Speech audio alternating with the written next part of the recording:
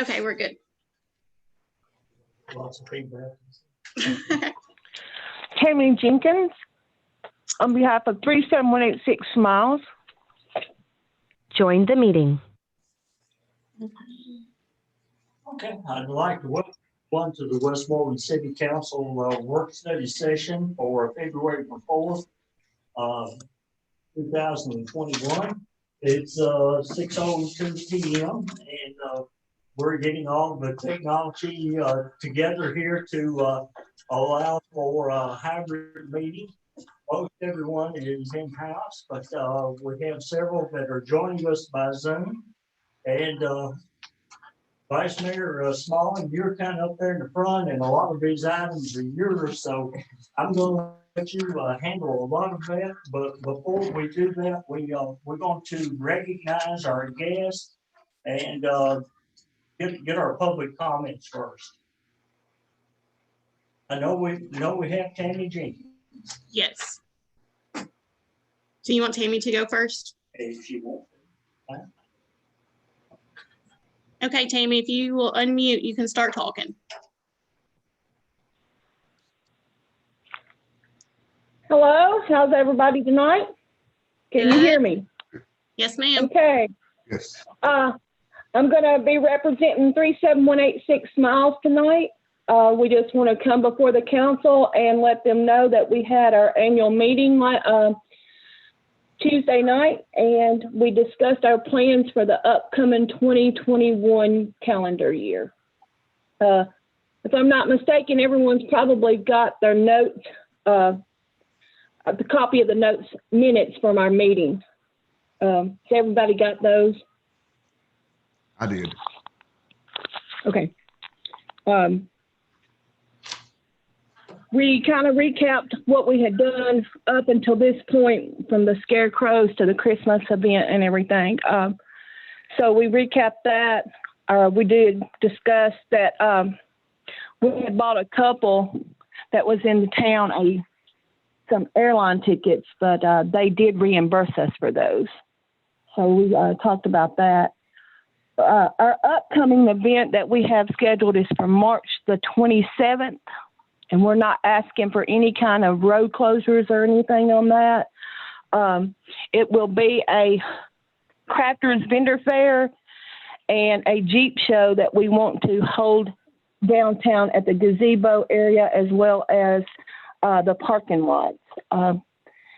If the Jeep show grows big, then we would have to probably utilize the walking track area as well. But we do not want a road closure. The 5K, we are in the works of trying to get that approved to hold at the school, so we could just run the tracks at the school. Again, we wouldn't need a road closure for that either. So it's the same, pretty much the same areas that we use during the Christmas parade, except for we would need to use the parking lot where the people parked to view the parade as well. Our Jeep show is scheduled to start at 9 a.m. and the Jeeps will have to be departed by 3. That way, if Grandpa's Music wanted to open up or anything, we wouldn't be blocking their entryway either. We will leave Black Dagger and Highland Pizza areas open as well. But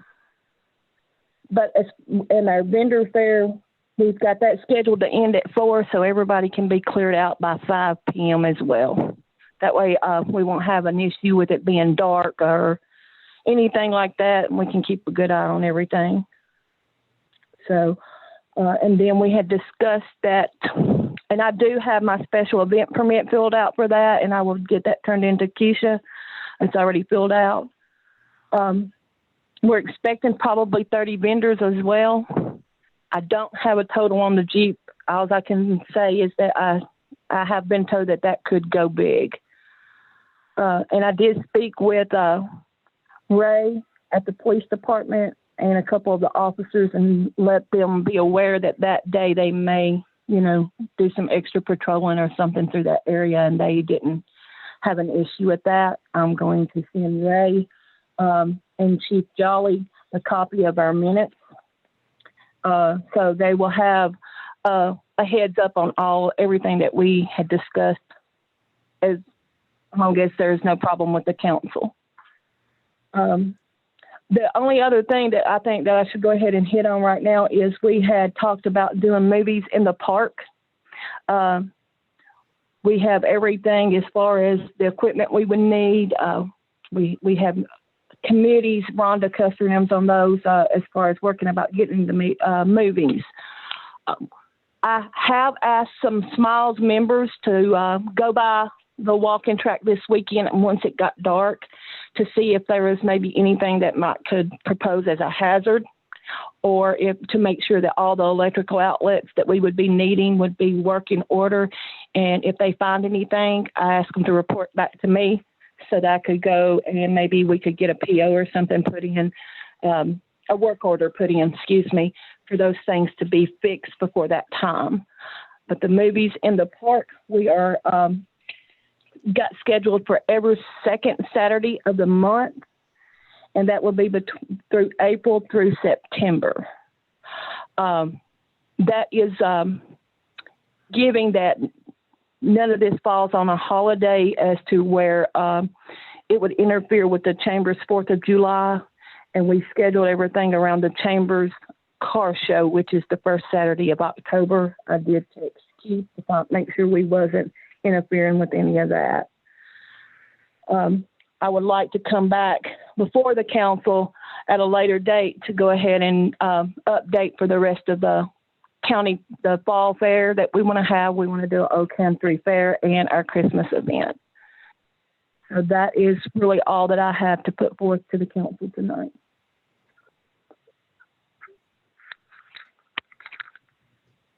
Thank you, Ms. Tammy. We appreciate that and appreciate all that 37186 Miles is doing. Is there any questions from any of the council members for Ms. Tammy? Tammy, I'd like to say things did look real good at Christmas time. I appreciate y'all doing that. Council, I think before next Christmas or pretty soon, we need to allocate some money to update the lights for our Christmas tree down there. Them lights are just a little bit outdated. We'll keep that in mind at budget time.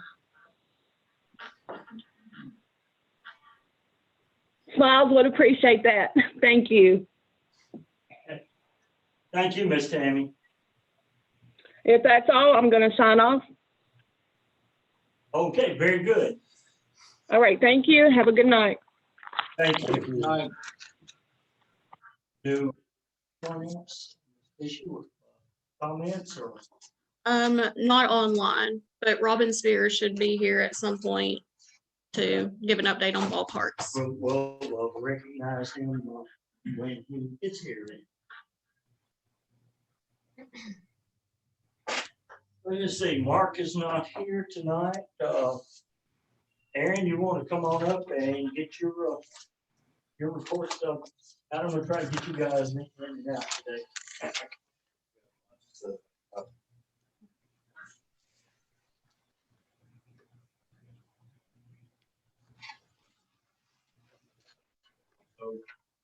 Got my report. Water loss is up quite a bit. I did some more figuring today whenever I got some time. I'm guessing that leak that I'm talking about in Fairfield is 60 gallons a minute. I know that for sure. But I'm figuring it, if it went 3 days before we found it, it would have been 259,000. So I don't know that that's the whole reason that the water loss is up as high as it is. And Chris and I went over everything with the SCADA being in the situation that it is, and we went back and looked at all the previous, I think we went back about 4 months, and the numbers are just not lining up like they should. And I'm not going to say that it's 100% all the SCADA. I would say the water loss is going to be up, but I just don't think it's this high. But we fixed several leaks since then, but most of them have been just small service leaks. The only one that would really make a big impact, and it could have been leaking longer than that we just didn't find it. But it's taken care of now. Our water loss should be down. I hope it comes down next month because if not, I'm gonna wire out trying to find stuff, but we're definitely working on it. One of the things that I want to talk about tonight while I'm up here, the city needs to look into a developer policy. In my opinion, I've been talking with Brian Griffin, and I've been talking to him about it yesterday and today a little bit. That's why I hadn't let anybody know about it. I hadn't even got to talk to Jerry about it. But that's something that I'm not still 100% sure on what all it does, but I do know, like with the hydrant issue that we had to deal with on things like that will be in there, and there'll be like a step-by-step, for everybody. All the developers and stuff that come in, contractors, they'll be able to pull it up, look at it and say, hey, this is what I need to do to be able to develop this piece of property. And it won't be as many unknowns. He told me to try to pull up the one on Portland's website. I haven't had a chance to yet, so if y'all wanted to go on Portland's website and look at theirs, he said that kind of give us an idea. He said that would be something that he would be able to work with the city on doing. What was going to be a cost, but that's something that we need to look into working on, I believe, in the future to, going forward, as much as we're growing and people around here and everything, it'd be a handy thing to have. And that way also nobody's treated different. This guy may have $1 million and this guy may have $100,000. If they're going to build in this city, they're going to be, all get treated the same way. But another thing, and I really hate to say this, but we may need to look into a self-inflicted moratorium on the vacuum side of the sewer system, especially after the fines and things that we have incurred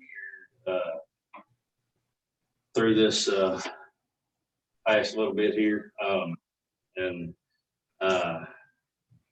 that's something that it'll have to be done. If it's done by the city, it'll have to be voted on by you guys. I think if we do this, the bad side of it is people that are wanting to develop in here in the city limits. It's going to limit them dramatically.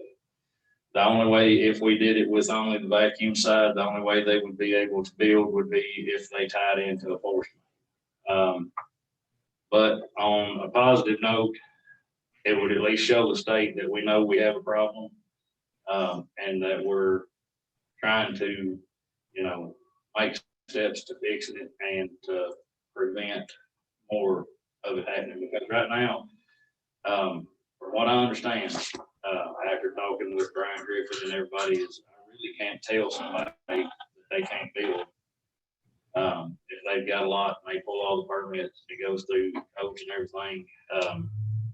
It's my understanding that I can't tell somebody you can't build because the sewer is available and it's not under a moratorium. So that's something that we may need to look a little further into, talk about. I don't really know a whole lot about that. I've never been in that kind of situation, and like I said, I really don't want to do it, but I don't want to keep having to get fined and stuff like that. And we can only do so much. We can only afford so much. I'd rather pay for repairs and upgrades than pay fines, and really not give the money away to the city, or to the state. That's kind of all I got right now on my report. Of course, a few things on here regarding that. Anybody's got any questions about the report? There's the lane issue. Is there an update on the employee concerns now? I have, yes, I have terminated, Reed. So he's no longer employed with us. He was not through his probationary period yet. And he has been terminated. As of was it Wednesday? Wednesday. I can't, what day this week? I got it wrote down. Wednesday. I think. No, it was Tuesday. It was Tuesday. Yeah. Yeah, Tuesday. I'm sorry. Been a rough week. I just wondered how that went. It went well. And I actually spoke with him again today. Turned all his stuff. He was checked out. With, that being said, we'll knock out this item that is on there to, put on the agenda to hire. Actually, you have 2 openings at this I time. have 2 openings right now. And I would like to hire 2 people. I'd like to advertise and hire 2 people. I think I would, like to extend the probationary period if I do hire somebody. But I think I'd like to extend it to a year. I know the police had talked about that, but I would do that at the time I bring them hire. Just because 6 months, you pretty much gonna know what you're getting, but you're cutting it close. Right there you might be, and I want to make sure that that things don't get further than they need to. You have to change that in the charter, I believe. Because it said, it Policy. state the policy, it Okay. states 6 months. How did we do that with the police department? Haven't they up theirs? Well, they Have we done a 6 resolution months. for that already? Yeah, it, I can't remember if it was policy, I mean, ordinance or resolution. We did that though. But, Yeah. we changed it from 90 days to 180 days, 6 months.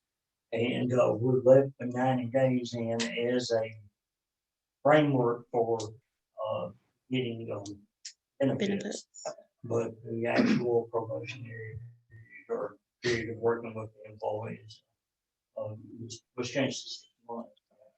If you do want to do that to 1 year, I would suggest that you, the other, department heads, see how they go about it, because it would take, if it's an ordinance, it'd take, Okay, if it's a resolution, it'd just take one. okay. And that's something I might have been overshooting my boundaries on a little bit. I was just thinking if I could just do it for, at the time that I hired them, put that in there. I'll talk. And I think what you're thinking about is like some of the police officers that were rehired, they were rehired with a 1-year probation. They weren't like new hires. I don't remember, but I We do remember. need something across the board so that it's less confusing for every department. It's a policy in the city. Whether it's 6 months or a year, I mean, I'd like to know what some of the other following cities or surrounding cities maybe do. Do you know? I don't, but I'll see if I can look into that. I can speak to that. Oh, good. I Okay. forgot Mr. Bradley's here. Yeah, I can speak to that. One idea that I have is what at least one of my cities does. There's a 6-month probationary period, but it can be extended for another 6 months. So if at the end of the 6 months, you're not satisfied that you want to end it, you can extend it 6 months. The fire department, police department routinely do that. Everybody ends up with a year's probation in those 2 departments. Other departments are usually 6 months, but if there's some problems with an employee, they can extend it for that 6 months. So that might be a good change to make to your policies and procedures ordinance or whatever you would call it. How's that worded? How do you word that? Whatever is in the policies and procedures, man, we just need to have an ordinance was that adopted by ordinance or resolution? Do you remember? Resolution, I think. I'll say resolution. Okay, we can find that out, but whichever way, we can make that change in there because that's where the probationary period should come from. There should be some reference to it in there. And of course, the advantage of the probationary period is, you know, if you've got an employee that's just not working out, you don't have to worry about them appealing to the council or asking for a hearing or anything else. You know, someone that's maybe misses a lot of work in that first 6 months and you realize it's not going to work out. There's no reason for the city to have to go through the process of a hearing before the council or anything like that. So that's the reason for the probationary period. 6 months will often be enough, but I think what Aaron's saying is that sometimes it's not enough. Sometimes, you know, you got somebody that's kind of borderline that 6 month period and you hate to have to fire them when they might be salvageable. That other 6 months might give you time to salvage that employee. And we have in the past, just extended it, when we had a problem and they had just extending it. I think it would be good to give the department heads, the public works director and the police chief, give them that discretion to decide based on the person's performance if they want to make it 6 months or a year. I mean, you can make it a year for everybody, but a year is kind of long for a lot of positions. You've got a lot of positions where people don't generally work a year. So, you know, some of your lower level positions. So, you know, that's just food for thought. It's nothing you have to do. But I think it would satisfy Aaron's concern. Yeah, I like that idea too. A lot better, really. Sounds like that's an agenda item. It gives the employee an incentive to really try to do well that first 6 months. And, you know, if it's not working out, it's not working out. But you sometimes have a situation where you have an issue with an employee that you think it's resolved, but you're not real sure, close to that 6 month period. It's just nice to be able to extend that time for another 6 months. And of course, you'd explain to the employee why you're doing that and what you're looking for and what you're hoping to see improved, whatever the issue is that makes you want to extend it. And that hopefully is a learning process for the employee. And like I say, it gives you an opportunity to maybe salvage what could be a good employee with just a little more time. Very good. I think we're going to be probably updating some policies. It's been approximately 2 years since they were reviewed and updated. So I think there's going to be some changes coming in the future. So we can actually add that in. Any other questions? Brian, why don't you go ahead and touch base on this pest and surety for the fire hydrant while Aaron's here. Take on that. You weren't at the planning and zoning meeting, right? No. Well, Mark come forward with a document from the International Fire Code that said that the fire hydrant before or during the construction type of. And I wasn't aware of that, and I'm not too sure Mary for planning and zoning was aware of it. But the surety grant process is for a lot of aspects. That it wasn't one of it. And it's nobody's fault. And I haven't reached out to them, but they, planning and zoning didn't take any action because he wasn't here to tell them how soon he was leaving. So we deferred it to next month. Now, as far as I feel like as far as the council having voted on it, I don't think that's an issue. It's kind of courtesy because the city involving the money that would have been transacted if he didn't do it. But if it, for the record, if he ends up going ahead and doing it, we don't need to do the surety grant. I'll just put it back on the agenda, so that what we actually do, so that it'll be in the record for the future. So he's supposed to come to the next meeting. And answer all those questions about when he's gonna start and when he's finished. When I talked to him on the phone, he didn't have an idea really. Eager to get started. That's where that's at. I think the planning and zoning will probably be doing that a whole lot more in the bigger scope of things, holding accountable, especially for policy. Right. You know, that'll work hand in hand. So that's all it is. we had got a letter about the water laws. And I think Alicia had asked for some sort of plan. Did you get? I have not. I hadn't got, to be honest with you, I hadn't got a chance to sit down and work on it as much as I'd like to. I have touched a little bit on it. But basically, and I spoke with police a little bit about that.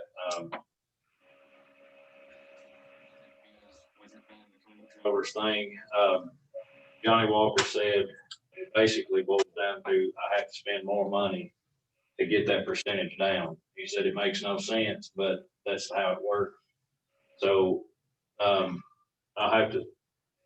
trying to get together some kind of plan on what to bring around bus time to get the plans going for the budget season. So that way we have something in where we're taking more money from the water budget toward upgrades and things like that. And that should help bring that number down. But I am going to be working on that. Like I said, I apologize. It's been a little crazy last month for me, but I will be working on that and hopefully something. I'm just asking questions. No. Is that okay with that? Do you have people already lined up, maybe interested in these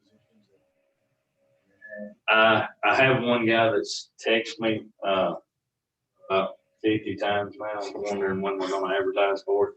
But other than that, I don't have anybody in mind for the other position at all. And once we start bringing in applications and stuff, I'll just kind of look over hopefully we'll get candidates. The guy that keeps texting me and asking about it, he's a young gentleman that works here or lives here in town, and so he has really been resistant. The reason I'm asking is I just want to make sure, I'm not saying we don't follow. You don't currently have any invitations on file. Well, I mean, there's applications at City Hall that they've been last year. Let me ask you a question here. Mr. Bradley, can you hear me? Yes, sir. Okay, if I'm understanding our policy correct, and Brian has been reading a lot on it here lately, so he can correct me if I'm wrong. It says that we will retain applications as per our records requirements. However, it says that we cannot advertise or fill a position until a position comes available. Is it a requirement that we have to have the council to vote on advertising a position and bringing in applications once it's open? Now, I realize that I can't hire anyone, that there's no provision in the new policy for me to even put someone on provisionally for 10, 20, or 30 days. So, but I have often wondered about the advertising of the position. If there's money in the budget for that advertising, I see no impediment to you putting that ad out. I think that would be part of your function as the chief executive officer of the city. Okay, I just needed clarification on it. Thank you.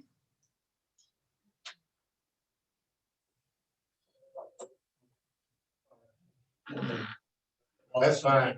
After I read it, that's kind of the way I took it. So, Well, essentially, that means that we wouldn't have to vote for any further advertisement of future employment. That you could simply do that. And as long as this body is in agreement, of course, if they ever change their mind with nothing clear written in paper, it can be changed at any time. Yeah, putting that ad in the paper to get applications in no way binds the council to hire anybody. So I don't know why you wouldn't want to have as many people as you could to select from when it comes time to hire. That would just make good sense. And I can't imagine that the council needs to vote every time to put an ad in the paper when somebody quits picking up garbage or whatever. Nobody wants to do that. So I don't see a problem with that. And I don't think there's anything in the policies and procedures manual that precludes you doing that, Mayor. So you've got the council. It looks like everybody's in agreement that you have that authority. So I would not ever anticipate that being a problem. As long as we got money. I mean, you can't ever spend money that hasn't been appropriated, but I know there is a line item appropriation to cover that. Correct. Okay, thank you. Yes, sir. Wait for it. You've looked over the job descriptions and you're okay with the way Yes, they're sir. written. Everybody else looks at the job description. How long are you gonna advertise? Like a couple weeks. It's really kind of, for me, it kind of depends on, the, how many applications. I think we advertise for 2 weeks, kind of see if we get a bunch of response, you know, then I don't think we have to continue, but say we advertise for 2 weeks and we only get 2 applications, you know, I would kind of like to stretch it out a little further. I think 2 weeks. Are we gonna advertise on our webpage or official? I mean, we usually do. Okay. We put it And then out the there. local newspaper, where else do we And then usually? we've used Facebook, the city Facebook site Mhm. Yeah. in the past. So you got three major outlets to advertise. It's been pretty productive. You mentioned something about the job description. Has it changed any from last No, year? I No. just wanted to. Mm-mm. you know, Oh, it's all- Okay, let's make sure. Your responsibility to. I'll see the last one. I'm satisfied with the last job description, so it's been a while. Well, that's what I just wanted to make sure we have a conversation. Okay. Having the time All right. to do it. Yes, yes. Are we wanting the mayor to put that person on temporarily once they're in finds the person, or are we wanting? Can't authorize that. Voted on by- or policy. Well, that's what's, so to let you put them on temporarily, you have to vote There's no provision for even a provisional employee in policies. on them. Well, I would like to point out what the charter says. And so this is open to some interpretation, but as a duty of the mayor, the charter says shall make temporary appointments subject to the confirmation of the city council of any officer, it says officer or department head in case of sickness, absence, or other temporary disability. And there's officers, you know, could be, it's pretty broad. I think that when we get to looking at the charter, certainly here you would want to add or employee.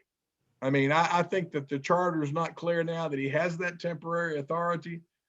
But I think that just changing the word, when you say officer, department head, or employee, I think that gives the temporary authority to the mayor. And I really don't think that when the policies are proceeding, I've got to agree to disagree with you, Mayor John. It states that officers are the recorder, the attorney, and a couple of the judge and the treasurer. And it's pretty specific as to what officers are, because there's been confusion in the past with that being officers as police officers.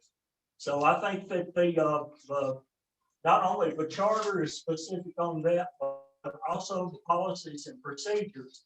The procedures used to say, and there is a provision in the charter that says that the policy and procedures can override, if it's been voted on by the council, can maybe not override or supersede what the charter says, but can coincide with it.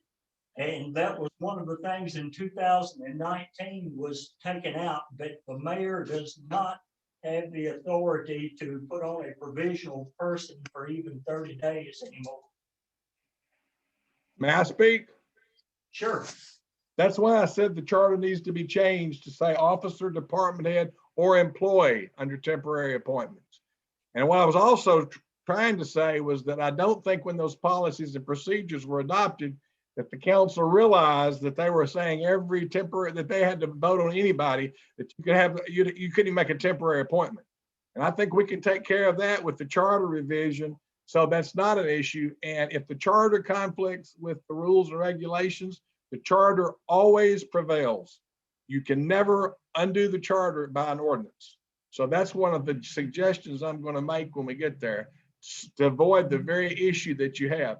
I'm not sure exactly what the policies and procedures manual says. I'm not sure that it says the mayor cannot make a temporary appointment. I don't think it says that. I'm saying to avoid any confusion about it, the charter needs to be changed to say the mayor has that authority. I really don't think that anybody on the council thinks that we ought to keep a position vacant for 3 weeks to pick up garbage if the mayor could temporarily appoint and then the council approve. And I would think that the council is going to routinely approve unless there's some really problem with the whole process, which can be dealt with at the time. So I agree with you, Mayor, that the charter needs to, well, not, I don't know if you want it changed or not, but I think the charter needs to be changed to spell out temporary appointments is more than just those officers and department heads. I think that gives you a lot more flexibility, and I don't think it really takes anything away from the council. They still have ultimate authority over hiring. I'm in Okay. agreement with that. If anyone has their current policies and procedures with them, it's on page 9. And it's discussing appointments, the original appointment and provisional appointment, which is what we would be talking about here. It says that the city council may authorize the mayor to fill a vacancy by a provisional appointment. Provisional appointments require prior approval by vote of the city council, and no payment may be made for the services rendered by the appointee prior to the appointment. So I don't know if that means that needs to be changed off. So it almost makes it sound like you can hire them, but you can't pay them. Well, and also, Mayor, you could also, I would interpret that to say, if you've got a position in the budget that the council has voted on that, they voted to fund that position. As long as you're not creating a new position, all you're doing is making that appointment to that vacancy until the board acts on it. I don't really think there's a problem with that. Like I say, but we can clear that up. We can clear that up here. And it wouldn't make sense to have a provisional appointment that required the approval of the council. I mean, what would be provisional about it if the council's approved it? Makes no sense. And there's several things in those policies and procedures that probably need to be changed, but it's easier to change the charter because you can't conflict the charter with those policies and procedures. And so I think that when we get to the charter that we can certainly clear that up and maybe some other things depending on the will of the council. It even goes into the emergency appointments, Mr. Bradley, and it says that the mayor may authorize a temporary emergency appointment of an officer or department head. And it says emergency appointments basically are limited to 90 days. So, well, that provision I'm not sure how that gets into conflicting with the charter or anything at all. It's invalid. But the other policies conflicted with the charter. So that clearly conflicts with the charter because the charter expressly gives you that provision, that temporary appointment authority. That doesn't belong in your policies and procedures. That's supposed to supplement the charter, not explain it or change it. Okay, well, we'll be working on that a little later tonight. If we get there. We will. We're going to speed it up.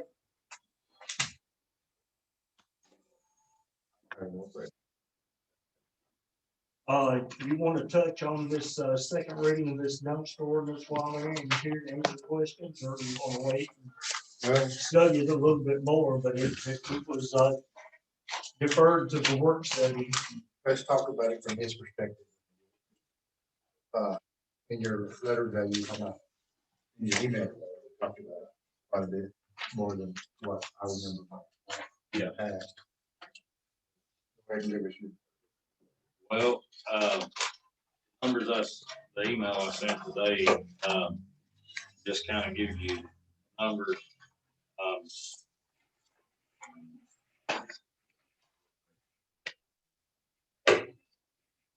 We all got too many papers. I tell you what, Aaron, I would recommend, to the council, if they will, that you just sent those numbers out this afternoon. Yes, sir. Give the council a chance to look at them and us, discuss it some more. Not put second reading on the agenda, but, hold off for another 30 days and give us an opportunity to read it. First, That's fine with me. But I wasn't planning on just, cutting it off anyway. I'm gonna wait till the end of the budget. And the next budget anyways, before I wanted to try to do away with it, but you kind of look over these numbers. I do need to, make one change to this paper here that I sent out in the email. I had left three, I left three off of here, but then there was one on here that needs to be taken off. The D Davis, which is the second one from the bottom, which is 4 yard at $55 a month. That needs to be changed to Lambert Tire. And then Rick's Market and Oakwood Village need to be added. And they are both 6 yard dumpsters, customer owned, and they're both $68.75 a month. But I double checked myself after I already email. Picked up 4 times. Um, That's what it had. No. on those, yes, they're picked up 4 times a month. All three of them.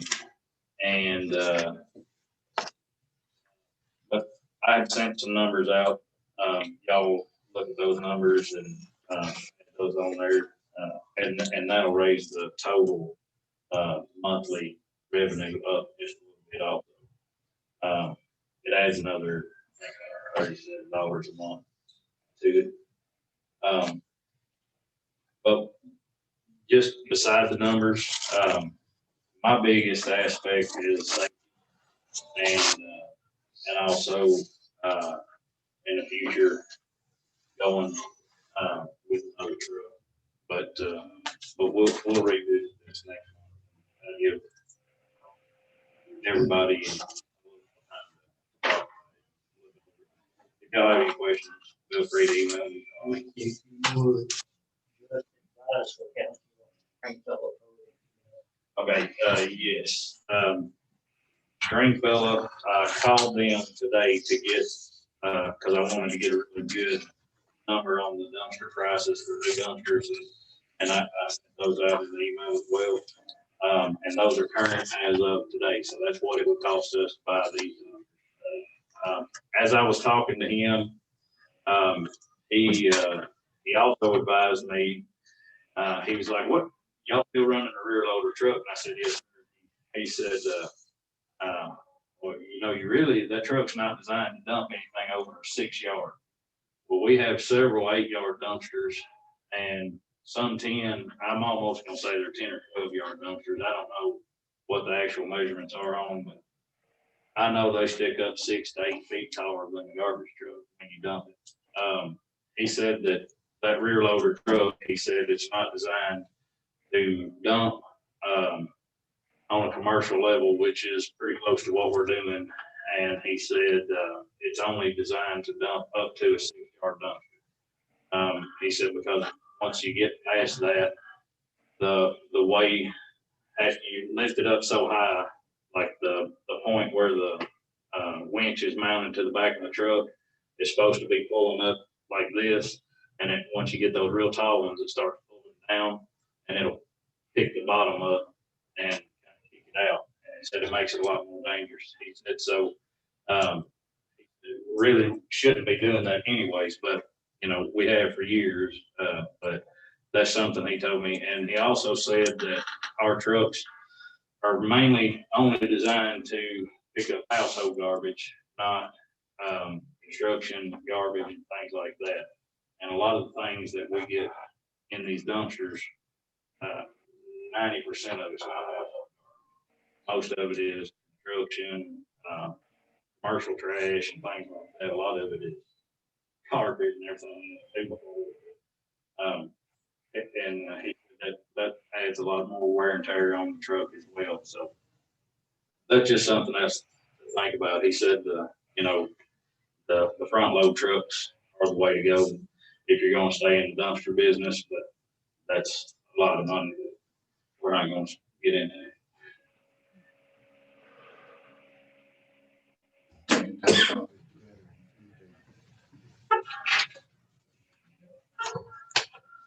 Thank you. Any other questions from Mr. Seisman? Yeah, don't leave that.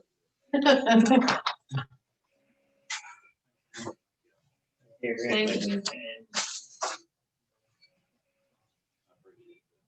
Thank you, everybody. Thank you. Thank you. Okay, Mr. Spears has come in, so we'll give him the opportunity to go before we jump into the charter amendment. Go right ahead. Way more important stuff. I've got it.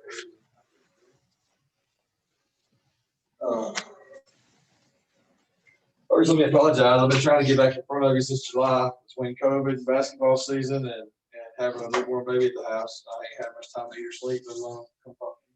So, I appreciate having back. Sorry,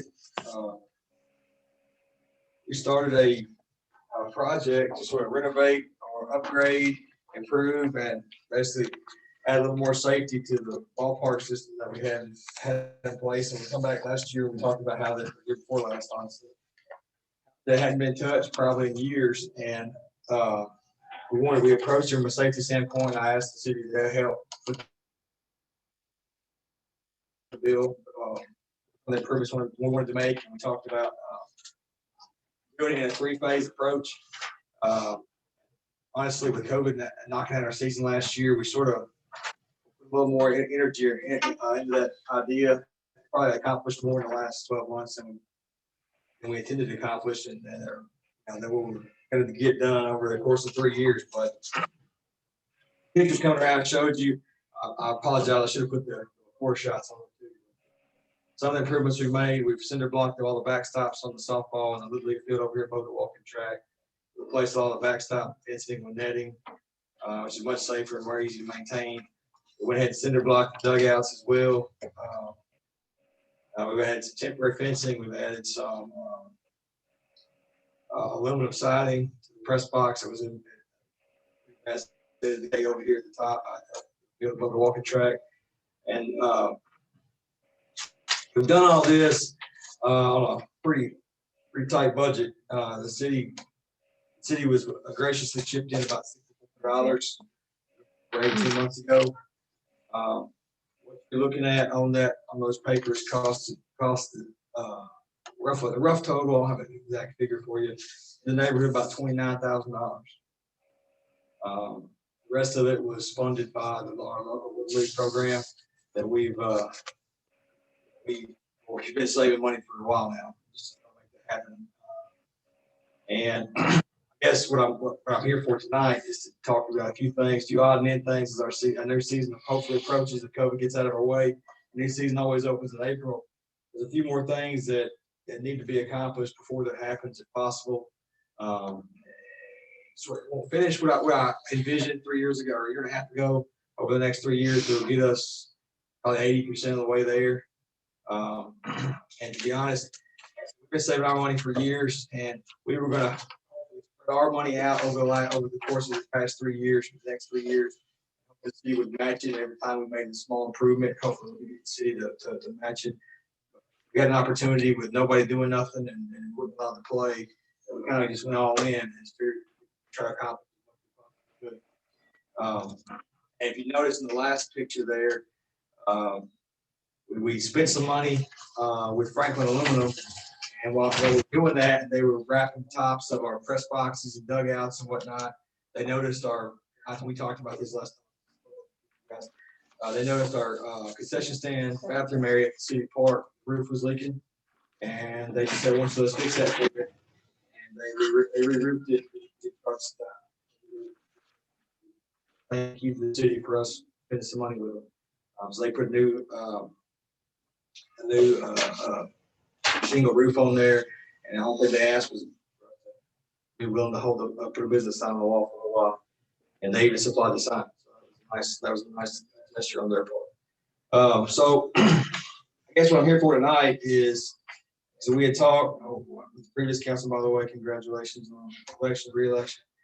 You knew guys, some of y'all weren't here when we talked last time. But, what I'm here in front of you tonight for is, like I said, over the course of 3 years, starting a year and a half ago, I would have asked the city for about $6,000 a year for 3 years straight to accomplish what I wanted to accomplish. And I felt like the league could match that and accomplish what I wanted to be done. We've spent more of our money than we probably should have, just to try to get a head start and take advantage of the time we had when nobody could play baseball or softball. But we're at the point now where our budget's getting pretty slim. Like, we try to keep one season's worth of operational costs in our account at all times. So worst case scenario is we try to play a season, we got no money coming in, which I don't expect us not to have much coming in this year, that we can survive that. That's kind of where we're at. So we're at the point where I've tried to accomplish as much as I could without putting our budget in jeopardy, because at the end of the day, we've got to be able to have a season for the kids. That's what it's all about.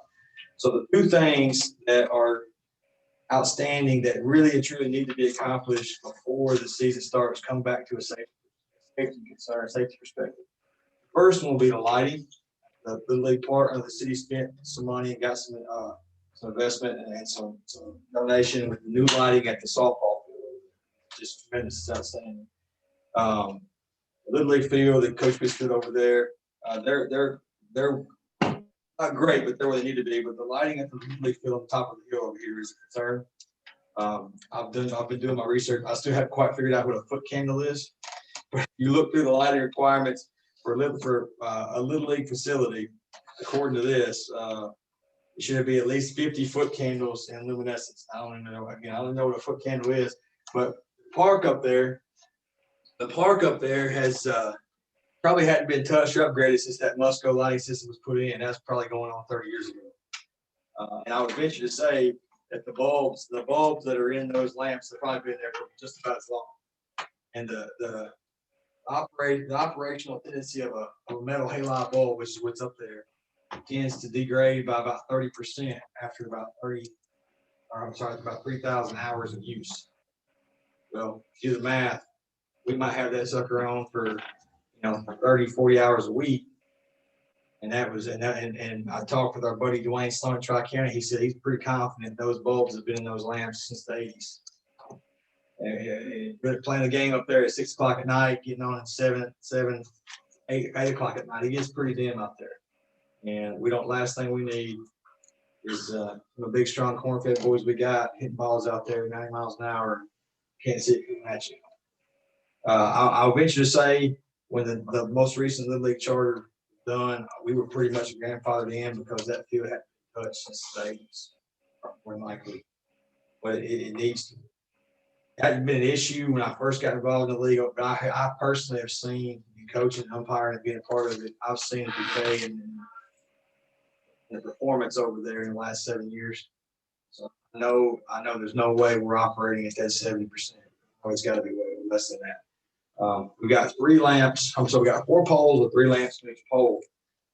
And first question was to Dwayne was, okay, what would it cost to just graphic redo the whole thing? He said that's about $30,000. Okay, that's not gonna work for me. So the next question was, what would it cost to take down all the metal halides, because those are actually getting hard to find. They're getting hard to replace. The lamps themselves, especially the bulbs you can still get, a lot of the lamps themselves have been phased out. He said to take those lamps down and replace on each pole, put one LED system on each one of those poles and replace the lamps is run about $5,000.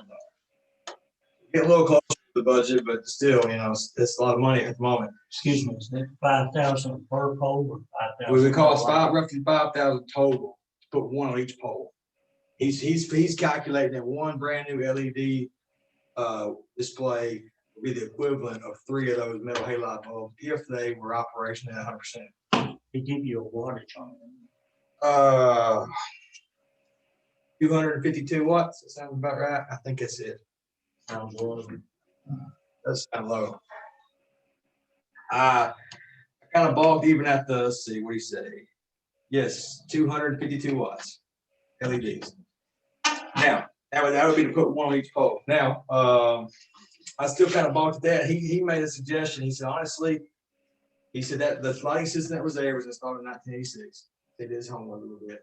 He said there's a good chance that if those aren't the original bulbs, they've only been replaced once. So we're looking at, over the course of the last, 30-ish years, they're at least 10, 12, 15 years old. He said his first step would be, his recommendation, we just, he can still get the metal halide bulbs, just to replace the bulbs, put brand new bulbs in it, and see what difference. It's in the short term, over the course of the next 3,000 operational hours, whether that's year 2, 3, 4 years, it will give us some time to reevaluate and possibly come up with the money if we want to try to put LEDs up there. That's where it's eventually going. Eventually, he told me, like, eventually we're getting to the point where it's a Sumner County Park or Macon County Park or whatever, we just can't get metal halide bulbs. But he said in the short term, his suggestion would be replace, there's 3 bulbs in each pole, replace the 12 bulbs, there's 4 poles, replace those 12 bulbs. And he gave me a quote, and wanted to show this to you guys. And he said it would cost $1,200 to $1,500 unless he send the 2 guys in a truck over there on an afternoon and replace those. You can keep it and replace those. And from a safety perspective, that's line item number 1. That would at least get y'all playing. Get us playing in a safe atmosphere.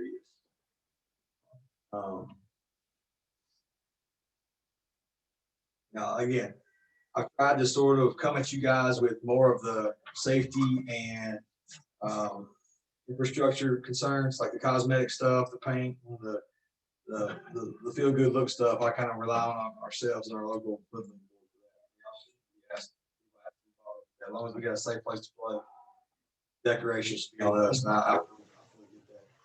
So that was item number 1. The second item, and if you look, can I borrow that? Around. There's the new roof. At this point, if you pay attention to the second picture on the right-hand side, when we took down, there was a fence. There was fencing in the back. That's the little league part. The fencing in the back went up like this. And there was a cage that went over the top. Okay, it's impossible to replace that. Try to replace the fencing. We were talking about $10,000, $12,000, $15,000 as opposed to netting, which is way more. The problem is that the cage off the top, those poles don't go nearly high enough. Okay, and so what we need from a safety perspective, both for the fans that might be right there from the home plate, between the home plate and dugout on both sides, and the house for reliable for the house. Whoever decided to build a house within ball field, I have no idea. But we're liable for that house as well or not. Those poles, backstop, there's 3 along the back that are fine. There's 3 along each side for a total of 9. These 3 here and here, left and right hand side, need to be about 8 to 10 feet taller. And those poles extended. We didn't realize that at the time until we already got the guys over there backhoes digging up, putting cinder blocks down, all this stuff, pouring concrete. It's been easier to probably put new poles in than junk, but it's no more expensive just to add extensions. So we're not out of any money. It's just doing it the hard way. Triple B Construction, who did a lot of the block work and stuff for me, is working on getting those 6 poles extended to a safe high level, so we can basically extend the netting up along the backside area of that. And netting and poles, I don't have the exact quote in front of me. We're looking at roughly $1,000 to about $1,100. Basically double the cost of the netting that I've already had to purchase. Again, that was in the original $29,000. So we're looking at $25-ish $100 to accomplish those 2 safety concerns, allow us to be involved. Again, the rest of it, I'm happy to talk to you more about later in the years to come. Maybe in July when our season's behind us and you guys are looking at a new budget. figure out how we can not only make the ballparks better, but the city park and the walking track, and the swing set. I'm happy to talk to all of them. Just like to be involved in the city park. These two are, again, the highlight concerns, and honestly, if we go any further in our budget, we're not being smart about it. We've already told, we didn't, people signed up last year, we didn't get to have a spring season for COVID, but as our kind of thank you and give back to the community, we were able to have a fall season where we didn't charge anybody. Let them all play for free. So we got no more money coming in between now and probably August. We still got to pay to have a season between now and August. So that's kind of where we're kind of around zero budget. We need to get those two things done. The other thing that needs to be done, and again, this goes back to cosmetic, would be the scoreboard over there is not functional. We've had it repaired and restored and renovated, looked over by about 9 different people. We band-aided it for about 5 years now. The last year that we had, not last year, the year before, we didn't even have a season. We had a season, it didn't work at all. I'm pretty sure it's the original when I played over there back in like 1989-ish. Okay. Got a quote. Again, this is for garden variety, cheapest we can get, but quality, cheap quality. We just replaced the scoreboards already there. Basically, an upgraded version of what's already there. It would have no coax, it's wireless.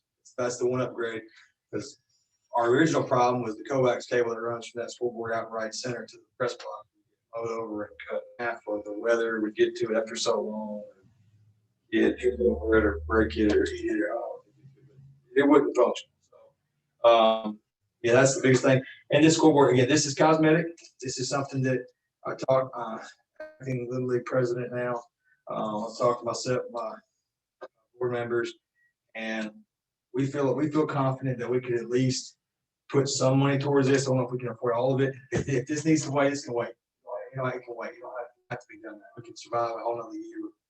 Almost complaining about a school board. It's no big deal. But it is something that would be nice to see up there and be different. Like I told you guys on the first day I walked in, I know I'm not a budget when it comes to running the city. I don't think you guys have it all. I know you do appropriate some money for parks. And I would ask you to always consider when I bring this stuff to you that March, when we start practicing, November, we shut it down for good. Any given weeknight, we're going to have 400 to 500 people go to the park. Any given Saturday, we're going to have 11 to 100 go to the park.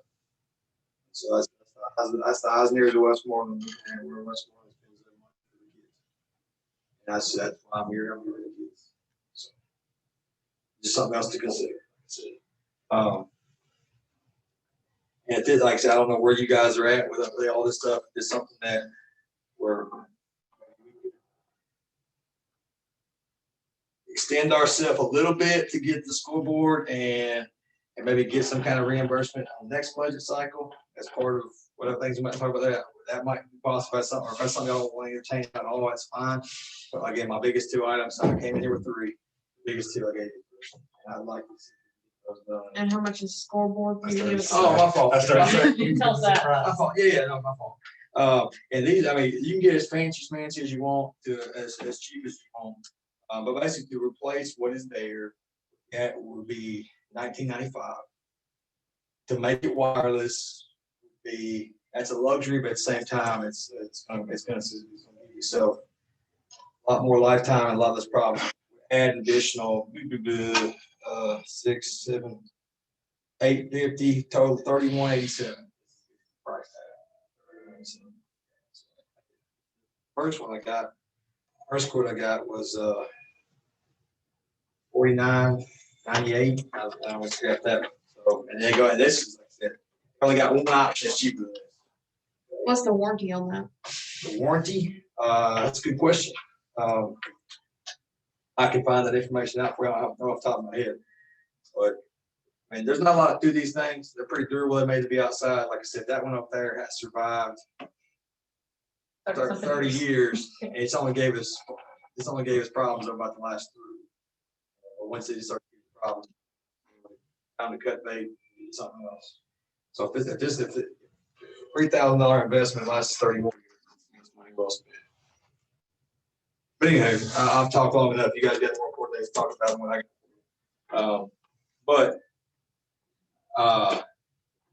first one, I don't know the proper procedure for the lights. If that's something that we could do, I'd like to get Dwayne on that as soon as possible. We will start practicing in March, playing neighborhood. That's something I gotta, how your operator, gotta vote on that, talk about that 3 weeks from now. That puts Dwayne in a bind, trying to get it done as soon as possible. But So my question is, you want the city to pay for the whole light situation? Y'all can't put any money at all, like, well, going back to what I said when first I came in here, is that's infrastructure. These properties. We're operating a league, and I feel like our money should be more appropriated toward the cosmetic aspect. I feel like we should spend the kids' money replacing the city lights. Now, I feel like we should spend the kids' money, painting that a season. If we want to paint the dugouts to make them prettier, if we want to add some cosmetically to make it more fun, I feel like we should do that. We shouldn't ask off for that, but I don't feel like we should spend our league budget to replace infrastructure. What is the budget? When do y'all start? September. September is our new budget, our new league year, basically. Can you share a copy of that budget? Share that up. Our operating cost to have a season is about $40,000. Cost us about $40,000. That's for kids' uniforms, the bats and balls and expenses and that filming that we take in, what we usually take in. From many. Sure. Sure. Okay, my question comes to the mayor, because you got to remind me, where did we pull that money from last time? The council voted to appropriate it, and I think it was in the actual funds. My question was, the council appropriated, I think it was in 2018, $10,000. Do you know if that has been spent? right? Council appropriated.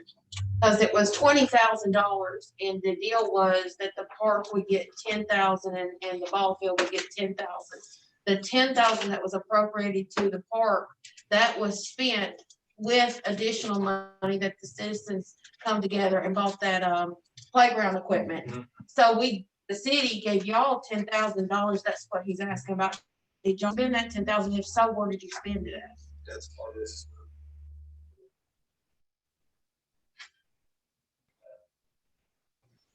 Part of what you just made. That's correct. Part of the purpose we made over the last 10 years. So you're saying that most all of that fund, that money was put back, has been expended now? Yes, sir. So we're down to basically the operating budget. We're down to the funds that we took in to have a season last year that we did not get to have. Minus what we spent in the fall because we let the kids play. Okay, I have another question since I wasn't sitting up here, but I was sitting in the audience. I think I remember, but if I'm incorrect, I know he talked about that the council gave him 6,200 last time he came up here. Yeah. Okay, I want to know where that that come from the, Is a park budget of like Park budget. $10,000? We had some like. because it was, the maintenance of ball fields? no, it was, playground, wasn't it park or I'm something? on parks and playgrounds. is what I'm saying. Okay, so there Okay. was, Is page 5 It on? was at the same time that we replaced the playground. That was before me. Was it? Didn't come on until the very end of 2018. Mr. Leaf was on the board. Maybe he can answer the question. Repeat the question. When you was on the board you've been here many years, and there was, I think, $20,000 in the liquor fund. And I think it was Andy Leith that come and we had a playground committee, and we come and we discussed it because we asked some money to be appropriated to buy new playground equipment.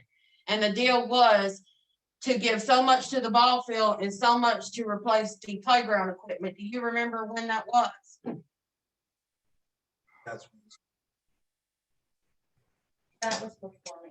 That was before Chandra and Doug. Oh.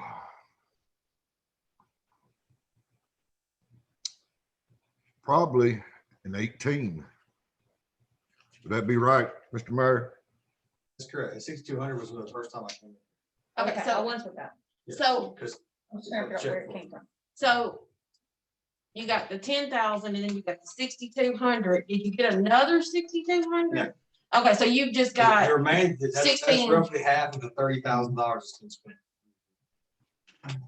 okay, We so supply the- actually 16, We 16. supply the rest of it.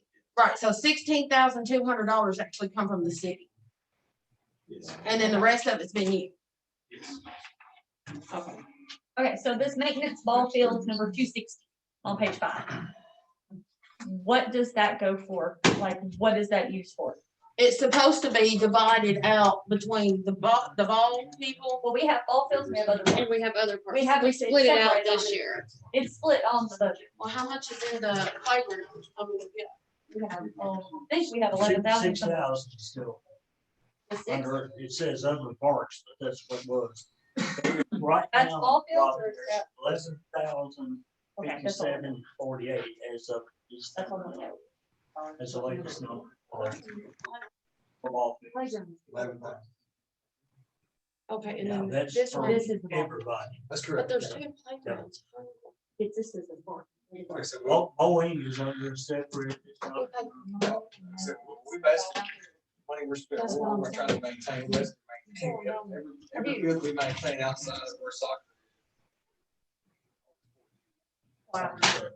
I know, he's just walking around up here. He's dead now. Let me borrow this, on that over. On the lights, the LED lights to replace all of those lights would be approximately $30,000. To replace the lighting in that, to replace a whole brand new top of it, state of the art system up there on that one field. Okay, well, that's what I'm asking, Yes, sir. because, we appropriated money to have all this done. Yes, sir, that's correct. We put that in the budget one year. But all came. That's like you want to put something more. I agree. For all of that. Right. I guess what I'm trying to find out, your pole light that you have now, those were installed in 85 for those wooden poles. Yes, sir. They probably need to be replaced. It's probably a lot of money that, you're being talked about right now. I mean, we're, big expenditures. Lights themselves, LED, I'm really, 252 watts doesn't sound like a lot. Some of our street lights out here, we have 100 watt street lights and we have 4. So depending on what one of them are, 252 just doesn't sound like a lot. So I'm wondering, is he looking at, with this $30,000, is he looking at 3 for each pole for the 4 poles? Or is he looking at more or? Yeah, we were talking, there's 3 different scenarios here. 30,000 would be, we asked Musco to come in and whitewash the whole thing. Brand, like basically what you did this all. Okay. Now to put, and I may have misunderstood Dwayne, but he told me to put one LED box on each one of the existing poles. He may have been intending to leave the metal halides there as well, but to put one LED display on each one of those poles would be $46.66. Yes, later. Roughly $5,000. Now, and I, while that's not necessarily unreasonable, like you said, or you're spending roughly $5,000 to put something on a pole. And that doesn't include the lamp itself, right? But, 4666, that's just the labor, right? No, that's That's lamp and That's labor. the infrastructure. No, that's the infrastructure. That's just the lamps. Let's put one lamp on each pole. That's not like you were saying, like the light, I mean, those poles are they're on their 30th year at best as well. So putting something brand new on the old pole doesn't make a whole lot of sense either, Okay. which is why. And I guess where I'm kind of confused on it, sometimes in the past, Tri-County has actually leased them back to the city. We basically rent them from Tri-County. Okay. So, I guess what we need to see is a proposal from them, that would be in writing so we can look at it. As far as getting through this season, it's up to the council if they want to go ahead and appropriate anything for new lamps. What I would like to see is, you have someone from Tri-County to come in with an illumination meter and tell us exactly what we got. Because, here's where we stand. You brought it to our attention and we know it now. If we do not have sufficient lighting to have the kids playing at night, we'll have to close the park at night and there can't be any ball played after, sundown. So, if you get all that together, just go ahead and bring it to me at the office and I can be going through it, discussing it with council members and see what. We're talking long term, right? Not if it's dangerous now. No, what I'm asking for, what's in the letter from Dwayne that has been going around, this right here. Yeah, is to, in the short term, go ahead and just replace the bulbs that are right there. Those bulbs are going on double digits years old as well. He thinks that we'll get to a safe level just by having, I mean, it was safe when it was installed. My little league team is safe now because it's grandfathered in. Myself and Dwayne and others just feel like we just need at the minimum, we need brand new light bulbs and those lamps up there. Yeah, all of these are old and dilapidated now, metal halide, sodium, all of them are basically out of date now. I'm surprised they're still able to get them. And the next move will be when they put them in with the transformer that's there now, start the new light. A lot of times with the wear, they'll start the old light, they won't start a new one. Right. Thing to be seen with transformers available on every shelf in there. It's just bull that the government has done away with. If we're gonna put up new lights and not replace bulbs, shouldn't that be bidded instead of just awarding it to letting Tri-County do it? Tri-County has always taken care of our parks in the past. They've done it, and if they do it for us, it just goes right in on our energy bill each month. Okay. Yeah, I would think whether it had to be bid depend on the dollar amount. If you know, if it's just like putting up more street lights and all you're actually doing is paying the electric bill, that's one thing. But I've got a feeling there'd be a significant charge even with Tri-County. So you just have to look into it and see how much money is involved. But you know, you can get into thousands and thousands of dollars putting up light poles. Yeah, like he's talking about, if it's $30,000, that definitely have to be quoted. But now we can replace the 12 bulbs with these to make it lighter up there. What, $1,500? Is that what you said, Robin? Sir, it's correct. Okay. And I think we need to go ahead and do that. That would pay for everything for them to come just buy the bulbs and put them in and everything. As far as Yes, you're he saying. said the expense to replace 12 bulbs and send 2 guys in a truck up there is $1,500 or less. Okay. So he said 12 to 15, won't be more than 15. Is that in writing? That was in that letter. That's what I'm saying, that's I'm gonna be pretty sure like that was in our, the letter, wasn't it? Yes, yeah, that's what it stated, so if they That's go more, we could say, Yeah, like, And we have that numbers. and Yeah, that was what I was asked by Dwayne to give you guys, because he says you guys gotta get him authorization to go do it. If I need to be the middleman for that, I can, or if there's a procedure that I'm unaware of, where you guys initiate that process. I mean, would that be equivalent to us changing out a street light? Pretty much. We just tell them we need this done and they do it. So, tell Dwayne to contact City Hall, I'll sign a purchase order. We'll get that one out there. It comes out of 260 260. on page 5. Like, I'm happy to The bring electric you lights. a proposal on Well, that. yeah, I mean, you know. That's the monthly, that's the monthly utility bill. It would come out of the maintenance ball fields. At that time, it was unheard of. Yeah. When I put it in the budget, and when they got around to it, it was there. Right. I've got, no problem. There's just questions. I appreciate you guys just listening.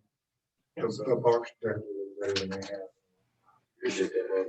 Do our best, do our best. Battle over the last, as already know. Trying to get them rolling here. April. Thank you guys so much. Thank you. Appreciate it.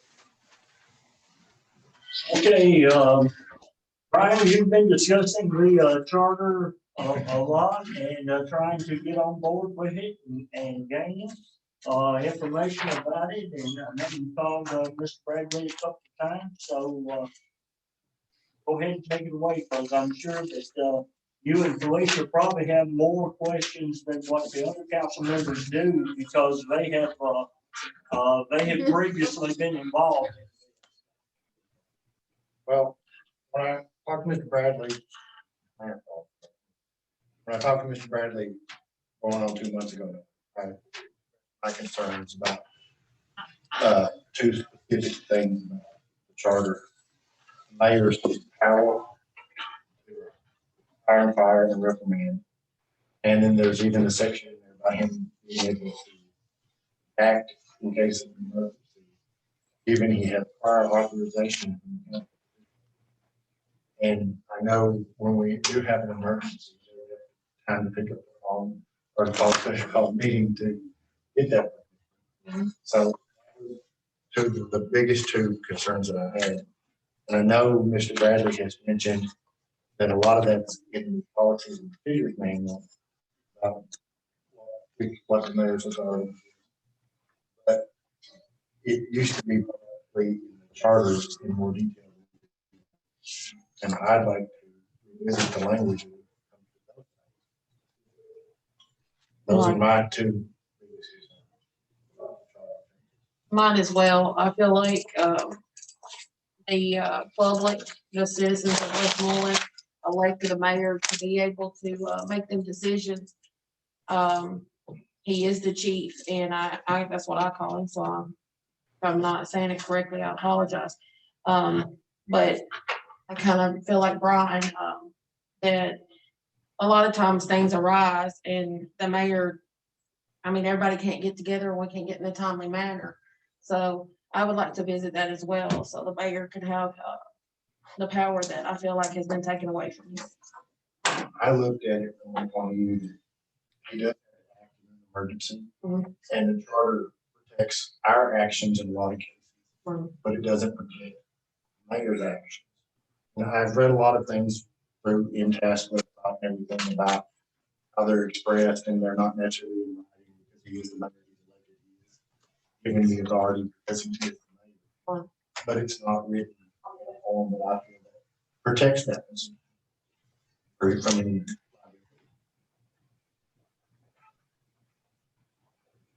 So, and I know those things aren't addressed in any of the changes that were previously done. When I reached out to Mr. Bradley, I knew those things were in detail at some time, and I don't think he's prepared to have anything with those. That's all I guess.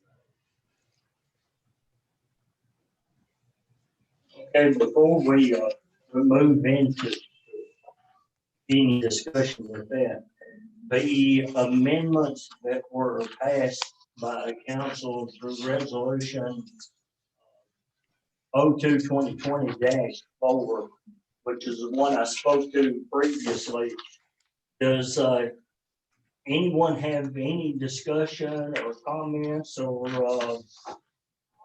any suggestions further on any of those before we move forward with anything else?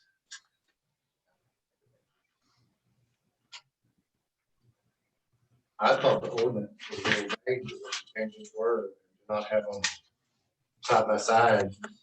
with the before and after. Although I think that happened when I was on the council, still not a lot of protection. Mayor, just so you and Mr. Smalling understand, I don't think Mr. Leith probably can understand anything he's saying either, because he's not near a microphone that's tied into Zoom. I can see him. I can't see the mayor and I can't see all the council, but I see Mr. Smalling. But it's really hard to understand what he's saying. It's garbled because he's not near the iPad, which is the only thing you've got broadcasting from there on Zoom. Mr. Leith, are you experiencing the same problem? Yes, I am. It sounds muffled. I guess I'm the very personal way. I'll try to speak up. The mayor asked what, Micah, can y'all hear me now?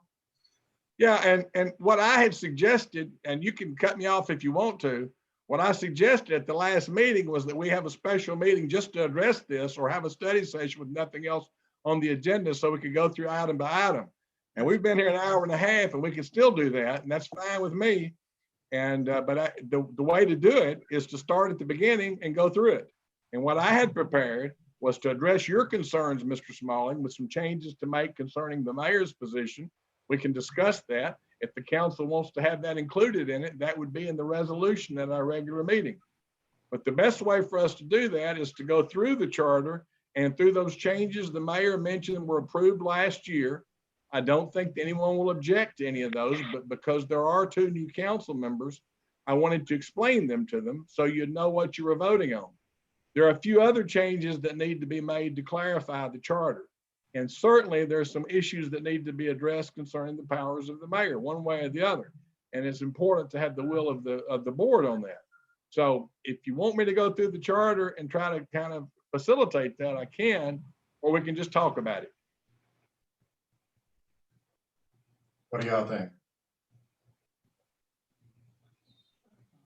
Option A, you're talking about explaining to us, Mr. Bradley, the powers of the mayor. Or option B, you're thinking we should have another session where we actually go through the entire charter one item at a time. Is that correct? Well, I've been here. No, I think we ought to do that now. That's why I'm here. I came to this meeting so that I could go through the charter changes that I'm going to recommend. We can talk about it. We're going to pass through the area about the mayor. I've got several things to say about the authority of the mayor and how that's in the past been interpreted. But the best way to do that is for us to start and get on with it. I think if I start now, we can probably get this done, hopefully to get it done in an hour or so. But that was what I had requested at the last meeting, was that the study session, we go through the charter to see what changes. We're ready. Ready? We got a green light on our end. You're good.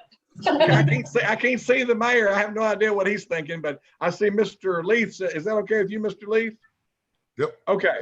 So I'm assuming a lot. You know what happens when you assume. So I will not assume, but let's just hope that all of you have access to the charter as it is currently on our website and on MTAS website. Now let me explain where we are. We have often made charter changes by private act, and the way this works is the council has to vote by 2/3 vote to approve it. Then the General Assembly has to approve it by legislation passed on 3 readings at the General Assembly. Then it has to come back to us and we have to approve it by 2/3 vote. And we're to notify the Secretary of State's office of that. Why we're looking at the whole charter now is that last year we made several proposed amendments. When it went to the legislative offices for ratification, they found that in 2009, there had been some charter changes that we made that were never put in the official records because the Secretary of State's office never acknowledged that the city of Westmoreland passed it by 2/3 vote, even though it did. So we have been operating for several years with the charter that had provisions in it that had not formally been properly adopted by the General Assembly. The simplest way to correct that is, rather than going through those piece by piece, is to take the charter, which includes those changes, make whatever new changes we want to make to it, and pass the whole thing as one body.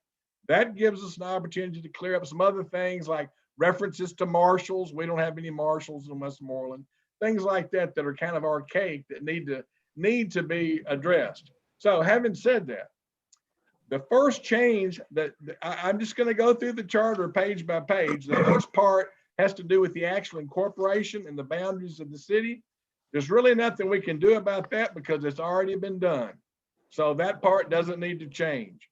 Then you go to section C4, page 4, which is the corporate powers. These powers are pretty all encompassing. I think you've got every power probably that any city in the state has that's spelled out here. You've got, let's see, there are a total of 31 specific things that you're given the authority to do. And then the last one, listen to number 31, to have and exercise all powers which now or hereafter it would be competent for this charter to enumerate. Just as though it's enumerated. So it's basically saying if the legislature could approve it, you've got it. So we don't need to, we couldn't add to that because you can't get any broader than that.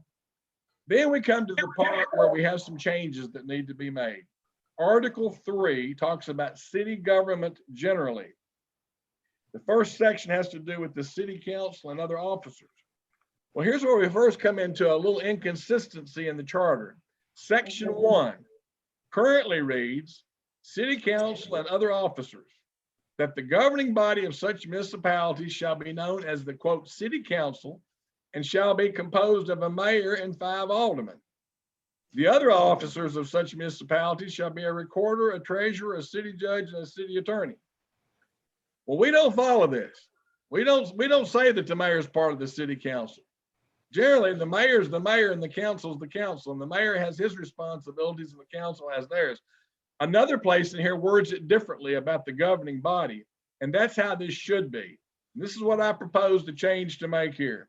Instead of what I just read, it should say, the governing body of such municipality shall be composed of a mayor and a city council, which consists of 5 aldermen, period. The other officers of such municipality shall be a recorder, a treasurer, a city judge, and a city attorney. Now we have a city recorder. I don't know that we have a treasurer. A lot of charters have this treasurer position. And, I think that, if it's got it, it says shall be. If we don't have one, we need to either delete that phrase or perhaps make the city recorder the treasurer. I think that would make sense as that's the finance position. So that's the first thing that I'm proposing. And I would just kind of like to, like I said, I can't see y'all because you're not really all on Zoom, but I can see 4 of you. And the 4 I see of the 5 council people, if you think that's a change that you'd like to see, just raise your hand. What does that do? Anything or? No, it just makes clear that there's a council and a mayor, and the mayor's not part of the council. Yes. Because it's just a terminology thing for clarification. Later on in here, it talks about the governing body being the mayor and the city council, which makes all the sense in the world. So that it's making it consistent with the thing later in the charter. Okay, that one looks like that's okay. So that's all that we have on then. Then you move down here to Question, John. Yes, sir. Let's see if this mic works. I don't know if you can hear or not. I can hear you, but I can't see you. Okay, would the finance officer, could that be substituted in now for the treasurer? Because we are required now by the state of Tennessee to have a certified finance officer. You could, but that's probably the way you're set up, always going to be your city recorder. Okay, because now in a lot of cities, and I envision it happening with Westmoreland eventually, as to having a recorder that handles that proper side of the government, and the finance officer which handles the financial side of it. So yeah, just a thought. Yeah, and most cities in Tennessee in the For What It's Worth department, the city recorder is over the finances of the city. For example, in Portland, until very recently, the finance director was the city recorder. They did separate that out but that had somewhat to do with the personalities involved. That's a sort of a different story. In Hendersonville, they recently changed to where the city recorder is the finance director. After many years, the city recorder had been someone outside of the finance department. In Gallatin, for example, the city recorder is actually also the city judge, which is another way of doing it. And this charter that you have at one point, and it still refers to the city recorder as the city judge, which is one of the things we're going to change in a few minutes. But I think that that would be fine. I think that treasurer is a term people are familiar with, and what you might do, Mayor, it might make more sense for us to define our treasurer, not in the charter, doesn't have to be in the charter, as that person that has those designations required by our state laws to be over the finances of the city. You know, that's chief financial officer or whatever. And we can do that by ordinance. It's better that the less that's done in the charter, the better. The charter is supposed to give you broad outlines, not specificity. Like the charter doesn't really need to get into how do you hire somebody temporarily and then how do you make them permanent and now they're on probation. None of that stuff needs to be in the charter. It doesn't belong in the charter. So I think we could just leave this. My suggestion, Mayor, is that we later at some point, maybe by resolution even, say, but who is the, let me stop myself. Who's the person now that has that designation? Keisha, Okay, well then it would make all the sense in the world for Keisha to be the treasurer. You know, as long as she's the one that's got that designation, we can pass a resolution doing that. So because treasurer is in so many charters across the state, I don't want the Legislative Services Office to wonder why in the world Westmoreland doesn't want to have a treasurer. So I would suggest we leave that the same. You know, officers, they've defined officers in very narrow terms. Nowhere in this charter does it define department heads. So that's something we're going to get to in a few minutes. Any other questions about that section? And just so you know, raise your hand or whatever. I mean, this is on Zoom. It's being recorded. This is not a formal vote of any sort. This is just to give me guidance, because what my proposal is to do at our meeting in 2 weeks, you're going to have all the changes that I talk about that I feel like the council wants me to move forward with. They're going to all be in a resolution to pass. You will all have that in your agenda packets a week from Monday.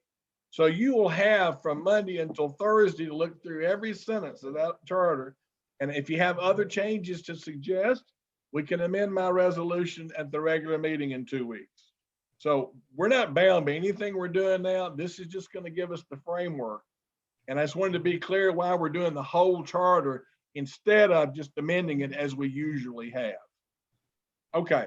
The next amendment is the first amendment that we made last year that has not been incorporated because of the problems with the previous private act. And that has to do with certifications of election and installation to office. The only change we made there was we asked that the legislature delete where it says persons elected in November 2012 and November 2014, and it goes on and ends with shall serve a 47-month term. There are two sentences there that were transitional when we changed from November from November to have November elections, I guess is the best way to put it. And also to take into account that we were going to start swearing people in December instead of January. We don't need transitional language anymore because everybody's on here. Everybody knows what their 2-year terms are. I mean, their 4-year terms are with elections every 2 years.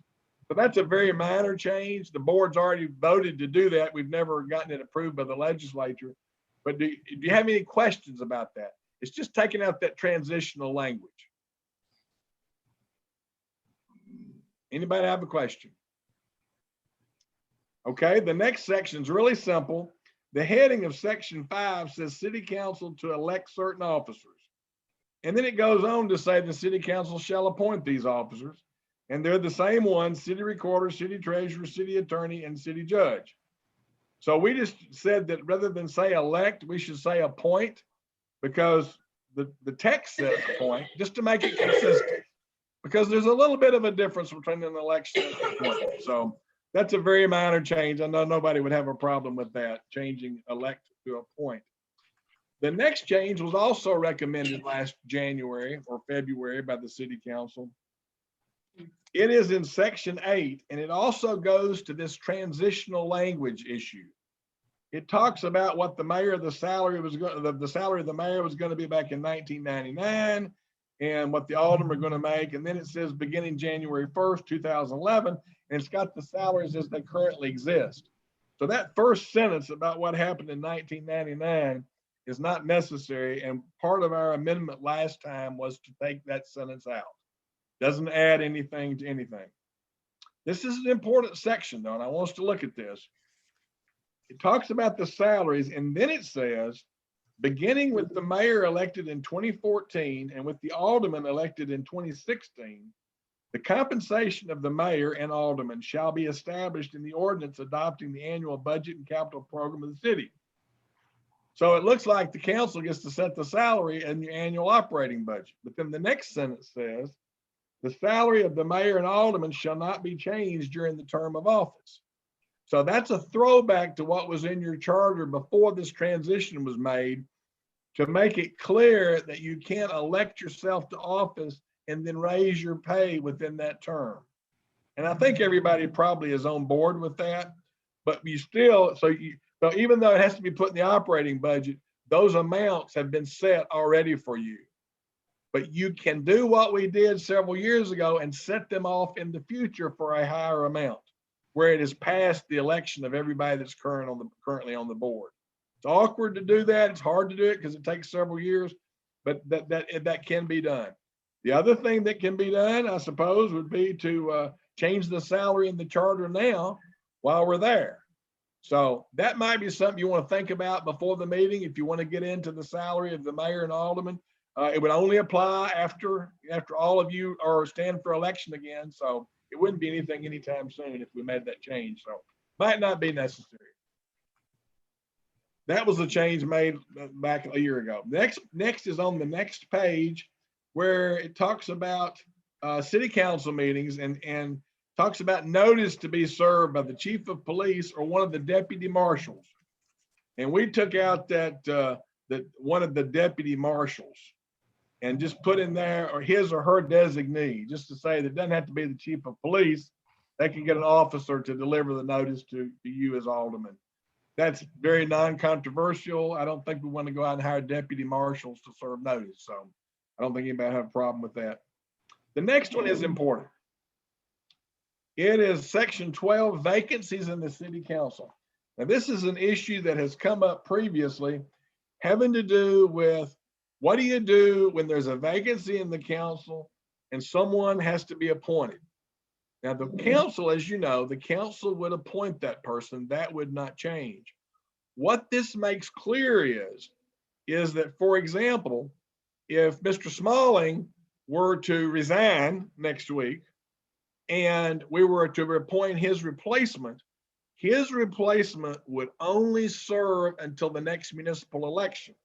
So they would serve the balance of 2 years, and then they would have to stand for election to run for the balance of his term. And other people could run for that 2-year term.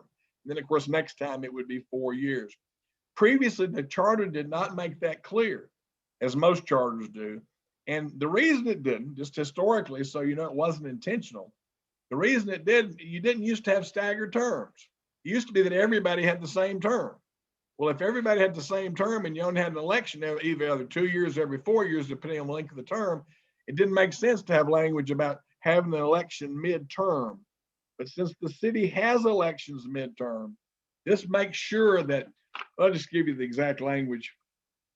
It says, any alderman appointed pursuant to this section shall serve for the unexpired term, but any portion of an unexpired term that remains beyond the next municipal election shall be filled by voters at that election. That means that if we've got an election halfway through Mr. Smalling's term, then whoever was appointed, they're free to run, but it's an open seat at that point for the balance of the 2 years, rather than someone being able to serve almost 4 years without ever standing for election. And I think that's probably consistent with what you would want. And there's one caveat. It says, if the vacancy occurs at least 20 days before the last time for filing nominating petitions for candidate for the election. So it's got to be, the vacancy's got to occur a little bit before the election, so there's time for someone to qualify to run. Do you have any questions about that? That's pretty standard for other charters that have 4-year terms and deal with vacancies when you have staggered terms. But it may not be what you want. But the council back last year, almost exactly a year ago, did vote to change that to have that appointed position. If it's for more than 2 years left on the term, that appointed position is only till the next election. And then they would stand for election for the balance of the term. Any questions about that? It's a little tricky. It makes it important when a vacancy occurs. If a seat becomes vacant after the next election, meaning you've got less than 2 years on your term when the vacancy, it just serves to the next election. It's only when there's more than 2 years, actually a little bit more than that, more than like 2 years and 3 or 4 months getting into the qualifying deadline and all that. But actually, if there's more than 2 years, there's a chance that person might not serve until the rest of the 4 years. They have to stand for election. The rationale for that is that you don't want someone, for example, if someone was appointed for Mr. Smalling and we've got an election in November of 2022, it doesn't really make sense for someone to be able to serve through that election and then after that election for 2 more years without having to be elected by the voters of Westmoreland. So that's the rationale for it. Mayor, did you have a question? I thought you maybe started. Just one comment, and I've had a lot of questions on this, so it'll probably clear it up. And you Good. correct me if I'm wrong. What we have happens when that would be almost like a special election that would take place, and on the voting ballot, it would say 4-year term or 2-year term. Tell me if I'm wrong or correct on that. Okay, Or here's what unexpired term. Here's what happens. Because you don't have wards, you don't have like Ward 1, Ward 2, Ward 3, whatever. Since there aren't wards, all you can do is go by the terms. And what would happen in the scenario I had in November of 2020, there would be a position on the ballot for unexpired 2-year term. That would be denoted by the election commission it would make it clear on the ballot that position was for the balance for the last 2 years of a term, and all of the others would be for 4 years. So, that's the way it would work. And I suppose that given the way you do your votes, that it goes to the highest bidder. I guess maybe this is an idea. Maybe we would say that the person, you have to deal with this, I guess. Maybe you'd say the person who is elected receiving the fewest number of votes would get the 2-year term. For example, when this happens, you're going to have 3 aldermen running for election under my scenario, it'd just be 2. It'd be the mayor and 2 in 2022. Let's say that it happened this last time where you have 3 aldermen running. And let's say that one of these was running for the balance of a term. Mr. Brown resigned and they're running to fill out the rest of his term, for example. Perhaps we need to make clear, since you don't have wards and you have to account for this, I think you would want to make clear who gets the 2-year term versus who gets the 4-year terms. And probably, Mr. Mayor, that's probably some of the confusion you were talking about. It would seem to me that the most sensible thing would be that the 2-year term would not go to the person with the most votes, but the person with the least votes. And we can word it that way. We didn't get that deep into the weeds with it last year, but maybe we should have. Maybe we should have clarified that because of the way you have at-large voting. With at-large voting, somebody's got to be in that 2-year term. I think the election commission would treat it that way anyway. But I think it would be better if we had it spelled out in the charter that that's what would happen, because there's really nothing in the charter that talks about the fact that we either have 2 running or 3 running. It's the top 2 vote getters, the top 3 vote getters that are elected. It might help clarify that too. I don't think that you would need to even consider going to terms. Not to terms, to wards or districts at this point. It's required in larger cities because of the principle of 1 person, 1 vote. With Westmoreland being the size it is, I don't think you'd ever be challenged for not having district representation. I think that all the areas of the city are pretty well covered by the 5 of you. It's not like you're spread out and have, you've got a different ethnic sections all over town, and each one wants to have their own representative, so they won't war. You don't have that. It's a pretty homogenous community. I don't think anybody would ever challenge you. So we'll keep it with the at-large representation. But my suggestion, and this is something I really wish you would discuss, my suggestion would be to, when there is a vacancy that is to be filled for the balance of an unexpired term, that in that election, the aldermanic candidate that is successful, meaning one of the top either 2 or 3, or I guess either 2 or 3. I guess it could be 4 if it was a time when there were 3 already running and then 1 was running for that unexpired term. That the fewest successful candidate with the fewest votes. Successful means it was elected with the fewest votes would fill the unexpired term. But you're right, Mayor, that does need to be made clear, because I mean, somebody's got to run for it. And you don't have it. I mean, you could have it. The other possibility is this: you could have it that you qualify like you normally do for the like you currently do right now for your elections. You could leave it where you could see. I hit something wrong. Make sure got it back here.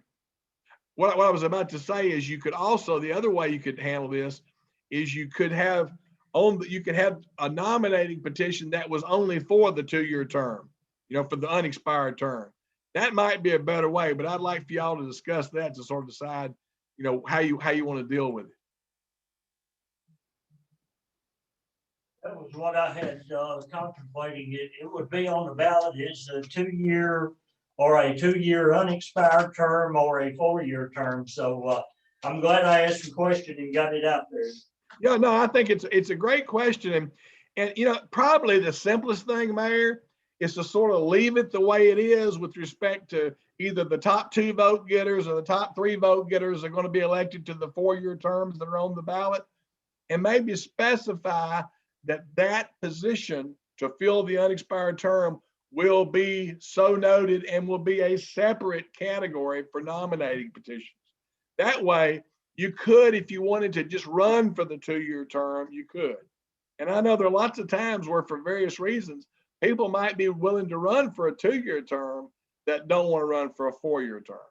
I'm sure that all of you on that board can probably think of reasons for that. And because 4 years is quite a commitment to make. So it might be a really good candidate that says, I'd like to try it for 2 years, and where they could actually run for the 2-year term. That's probably the best way to do it, Mayor, is just have that position designated on the ballot as being for the unexpired term. You probably wouldn't have 2, but in theory you could. I mean, it depends on how many people resign in the course of time. I have one thought on that. Okay. I think in most people's logic, it would be beneficial to want to run for the full 4 years. Well, what if you didn't have anyone want to run for the remainder of the 2, because 3 or 2 seats were going to be available for a full 4 years? What would you do then? Charter has. I got a feeling you're never going to have that problem in Westmoreland that somebody doesn't want to run. I don't foresee that as being a problem. And because someone might say, if I'm the only one running in the 2-year term, I can run unopposed. Well, that's what I run for a 4-year term next time. But I think if you were running, you'd want to do it for. I think that if nobody else qualified for the 2-year term, anyone in their right mind would run for the unopposed seat first. I mean, why have to go through a contested campaign, if you can have a seat unopposed, and then next time you can run for 4 years? Hopefully by that time, Brian, you've done such a good job that people will want to elect you for a 4-year term. So if you do it that way, That's what I was thinking. I think if you do it that way, Brian, it's going to put 4 years later, it's going to put 4 seats up for grabs instead of 3. Well, I mean, I understand that, but I'm just thinking, if I was running, I would want to run for the full 4 years if there were 3 seats available. Well, you would be able to do that. That would be your choice. The person appointed for the balance of that, the person that served in your place under my scenario, the person that served to the next election, they wouldn't have to run for the 2-year term. They could run for the 4-year term if they wanted to. I'm just saying there'd be no shortage of candidates for a 2-year term if nobody else wanted it. I don't think there's been an election in Westmoreland since I've been there, which is now almost 20 years, that there haven't been well over the number of candidates that were positions available. Well over. That was just my thinking out No, loud. it's a good point. But yeah, that person but that was appointed would not have to run for the 2-year term. They would be free to run for a 4-year term if they wanted to.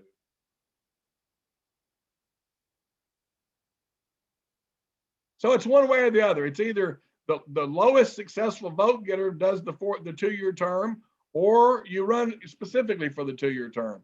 So maybe if y'all can sort of discuss which of those two scenarios you like best, so I can figure a way to craft that.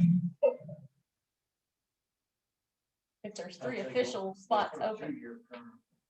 So what? I'd say go for the I would 2-year. say it'd be easier to look at it and say, all right, there's a 2-year term. And if someone wants to run for that, that's what you're gonna get. I think that's much simpler myself. So instead of adding on there, Yeah, which yeah. one of the election. Yes, which one- kind of compare votes. We don't want voter fraud. We can eliminate voter fraud by doing that, just doing the 2-year term. Yeah. I Don't let them agree. steal the election. And then you know exactly who's getting. Who's getting what spot, there's no. Yeah, votes. I think that's probably best to have the unexpired term separate, because it is different, and people ought to know, you ought to know what you're running for. And I think that works. Also, it doesn't get you confused with your other terms, like what Mr. Leith was talking about. It makes it very clear what the terms are, so that you still have every election, you're gonna have 2 or 3 running for alderman for 4-year terms. That won't change. It's just going to be that odd election, in addition to either the 2 or the 3, you're going to have somebody running for that unexpired term. Mayor, do you think that makes sense? I like that idea personally, Mr. Bradley. I think the election. Okay, well, I that's great. I'm glad you brought that up, because that's something that we can clarify. And then if it ever were to happen, we won't have to worry about how to deal with it. So that's good. Thank you, Mayor, for bringing that up.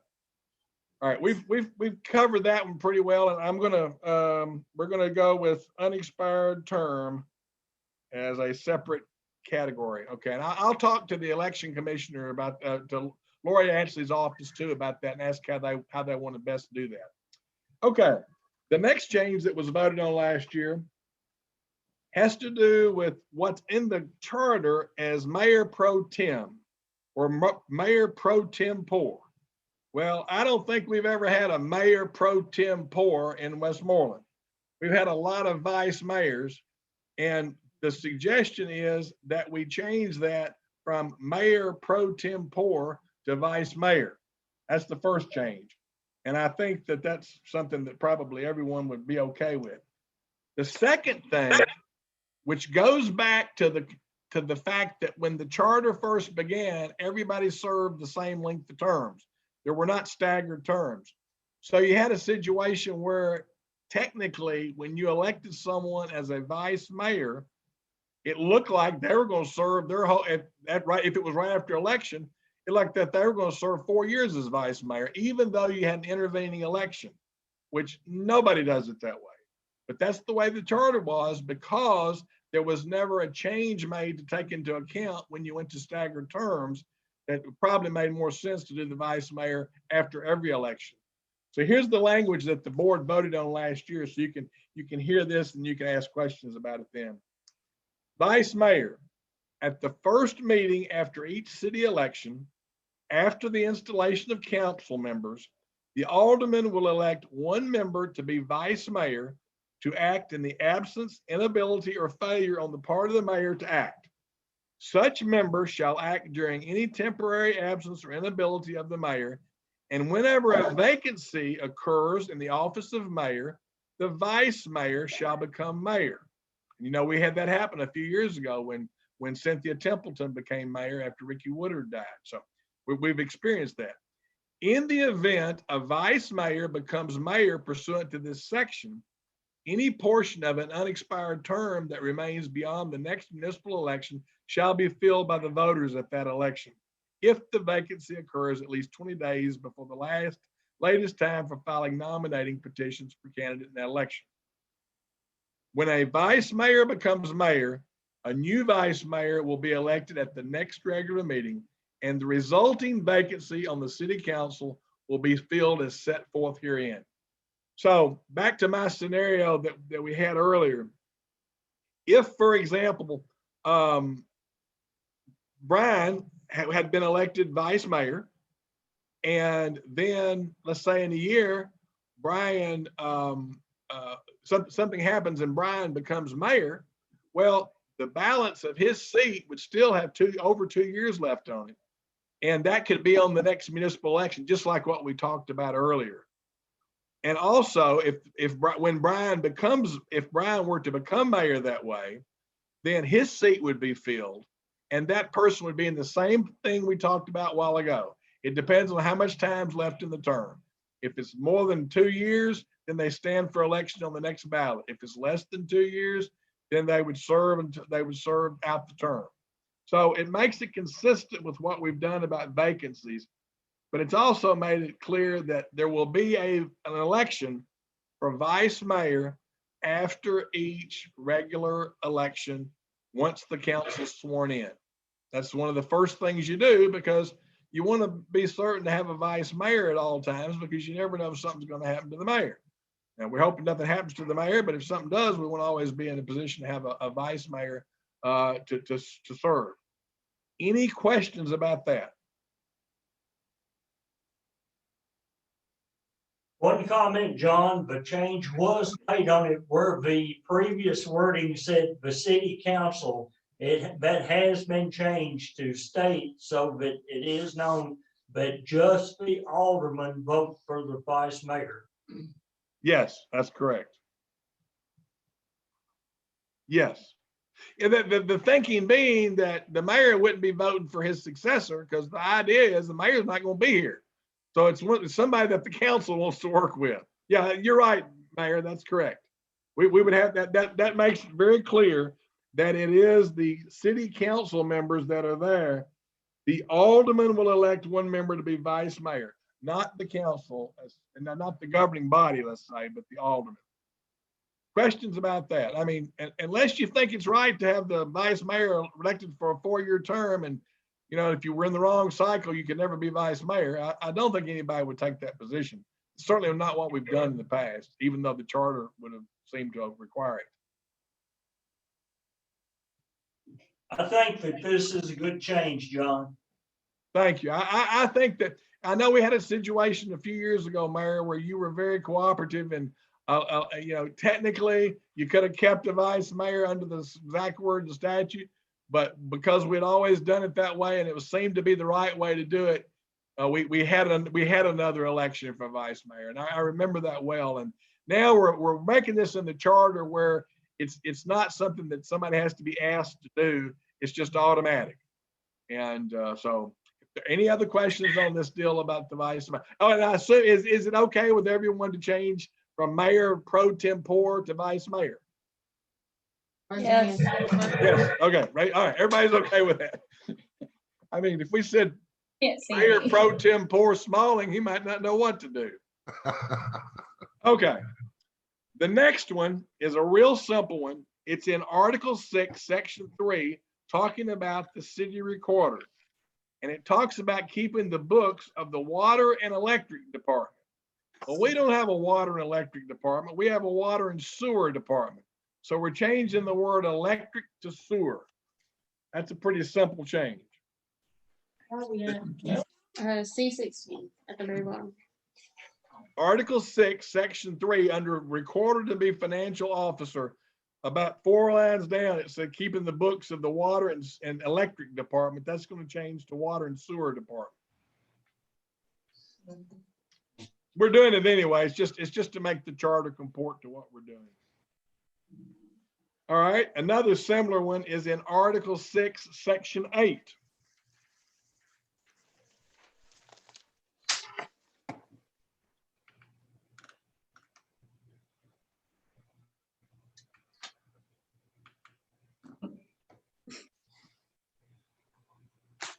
In Article 6, Section 8, we talk about the talks about the fines from city court are to be collected by the police chief to be reported by him in his monthly report. We voted, we asked to change that to city clerks instead of police chief, because the city police chief doesn't have anything to do with the fines. And we've skipped over the section about ordinances and resolutions and mayor, and we're going to come back to that. What I'm going through now is what we approved last year, and we didn't make any proposed changes in that. The next change that was proposed last year is in section 11, is in Article 6, section 12, where it says duties of city attorney. And we're leaving everything as it says, except we're taking out that last phrase in there about approving all contracts, all ordinances, all resolutions, things that we have never done. Now, I approve a lot of contracts and a lot of legislation, but the way it was written, in theory, I was supposed to approve everything before it came to you. And that would be pretty awkward to accomplish that. So that's all this is. The duties of city attorney will end with this phrase, and shall advise the mayor, the council members, and department heads as to all legal questions affecting the city's interest. It ends there instead of having that thing about and approving all contracts or whatever. Anytime there's a significant contract, just so you know, the mayor always asks me to approve it. So that's just good practice to do that. But to say it has to be in all contracts is probably not necessary. The next one is in Article 7, Section 7. Very minor change, very insignificant. It talks about the list of taxable property. And it uses some language that is really archaic, that is not the way we do things now. There's a term in there, I don't have it exactly in front of me, but it's some crazy term about some legal process you go through. Instead of that, this is what our proposed change was last year. List of taxable property, that's the heading. The list of taxable property in the hands of the city recorder shall be maintained in accordance with state law, and the taxes due shall be collected in accordance with state law. Short and sweet, takes out the language about some sort of a procedure that they could do to go out and take someone's property or whatever. I've forgotten now what the term even was. But I know no one would have a problem with that. That's just clarification that the recorder's in charge of collecting taxes. Now, we went through the section that we didn't make any changes in a section about ordinances and resolutions. That's pretty much going to remain the way that it always has. And we didn't see any reason to change that. The only other area that you might want to consider making any changes to is what we've talked about several times tonight in different contexts. And that has to do with the section dealing with the authority or the power or the duties of the mayor. And I'm looking to find it. I got all these pages here. So it's in Article 5.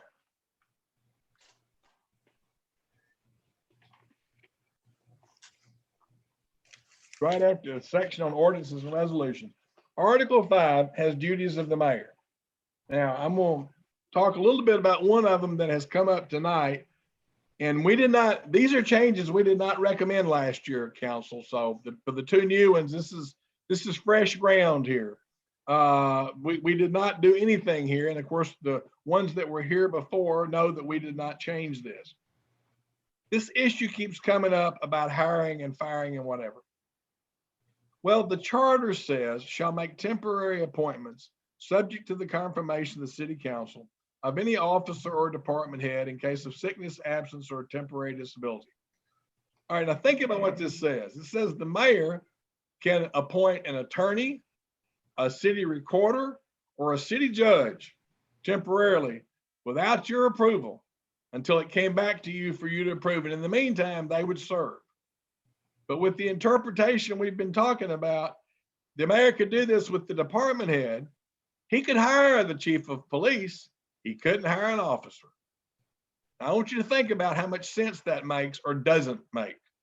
That he can make a temporary appointment of a chief of police, a temporary appointment of a finance director or a public works director, but he couldn't have a temporary appointment of someone to pick up the garbage. And that's the way we've interpreted that. Doesn't make sense to me. My suggestion to make clear here that this is not what it means is in this section where it says temporary appointments subject to the confirmation of city council of any officer, department head, or employee in case of sickness, absence, or other temporary disability. It still comes back to the council with this language. It's a temporary appointment. And it says subject to the confirmation of the city council. This is one way we can deal with it. Another way we can deal with it is the way a lot of cities do it. The mayor doesn't need to have the authority to make temporary appointments of someone to pick up the garbage or a police officer or whatever, if the department heads have that authority. If Aaron has a position available and it becomes available like on the day after a council meeting, and there's not going to be another council meeting for a month, or if it's in November, there may not be another council meeting for 2 months.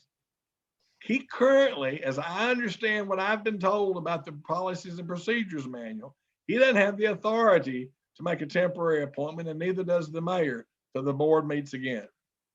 I would not take that restrictive a view of it because the charter, the rule, policy and procedure doesn't say he can't, but it says what he should do. So I don't think it's something we ought to argue about. We ought to make it clear one way or the other. And this is something I think y'all need to talk about. Should department heads be able to, well, there's more than one thing here. For one point is, should department heads be trusted to hire people? Are you big enough that you trust your chief of police or your public works director or your finance director to go through the process of hiring in conjunction with other city officials, I suppose? You don't really have an HR department, so I'm not sure who all would be involved. You can have it where the department heads do the hiring, period. I mean, that's the way it is in most cities. It doesn't ever come to the council. I mean, the idea of a city council voting on who to hire as a part-time police officer is unusual. Now, it's the smaller the town, the more likely it is to have that. And you can keep it that way. I'm not suggesting that you shouldn't, but we're talking about the temporary appointment. So, you know, one way of doing it is make it clear that the mayor has that temporary appointment until the next council meeting or until the, whatever, or until the council decides to act on it. For example, the mayor might make a temporary appointment of a police officer in conjunction, of course, with the chief of police. He might appoint them and the council may not be ready to act on it at the next meeting. They may say, we want to know more about this person. We want to look at this, look at that, whatever. And so that person would be able to serve until they were confirmed by the council. And I think it'd be a really unusual situation for the council to vote not to do that in that situation. It's possible. You'd have the power to, but the way it's set up now, I know the mayor is of the view that he doesn't have that option, that position just has to remain vacant until the council meets again. And, if we make this change in the charter that the mayor can make temporary appointments of an employee subject to confirmation of the council, that kind of eliminates it because the mayor could delegate that to the police chief and say, hire somebody till the next council meeting, or to the public works director. If you've got somebody that you can put on a temporary basis to pick up our garbage till the next council meeting, put them to work. And if they want the job on a permanent basis, take them to the council and ask the council to approve them. Those are things that you guys have to decide how you want to deal with. And that's an issue that I think you're going to have to talk about. I think you're going to have to deliberate on that one a little. While I'm talking about that, there's a little more involved in that when we're talking about the mayor. Just for a thought of another way of dealing with it. Not saying this is what you ought to do by any stretch of the imagination. If you look at the next page under mayor, at the bottom of the page that I just was looking for, it says, unless otherwise designated by the city council, the mayor shall perform the following duties or may designate a department head or department heads to perform any of the following duties. And it goes on to say, recommend to the city council the employment, promotion, discipline, suspension, discharge of all employees and department heads. So the question is, do you want to leave that as a recommendation on all employees, or do you want to have it as the mayor can make hiring decisions except department heads, which come before the council for confirmation or approval? It's kind of tied into that other section about temporary appointments. It's sort of a question of, do you want the mayor to have any hiring authority other than, temporary, which you may not. I mean, that's something you need to talk about. But we could change that to say the mayor shall be responsible for the employment, promotion, discipline, suspension, and discharge of all employees except department heads, which department heads shall be, recommended to the board or the council by the mayor and confirmed by the council. You could go down to the lower level if you wanted to, I suppose, but you need to decide if you want to vote on every employee or not. And if you do, certainly I would think from the discussion earlier, like everybody agrees the mayor should be able to appoint someone temporarily when there's a vacancy. So I think y'all need to talk about that if you could. I'd like to hear your opinions on it because it's a divisive issue. I know it's something that's been subject to a lot of debate in Westmoreland for several years. Can we take about a 5-minute break before we do this? Sure. It's okay with me. It's okay with the mayor. With me. Good, thank you. We'll take a 5-minute break and we'll just leave the Zoom running because it's too complicated to go off YouTube and back. So just why don't you just blank out your picture there, Mr. Leith? That's what I'm gonna do to mine. There you go. Everybody can do that and come back in 5 minutes. Does that sound right to you, Mayor? Sounds good. That would make it about let's say 25 after the latest. 8:25 we'll reconvene. Thank you, Mayor. Thank you.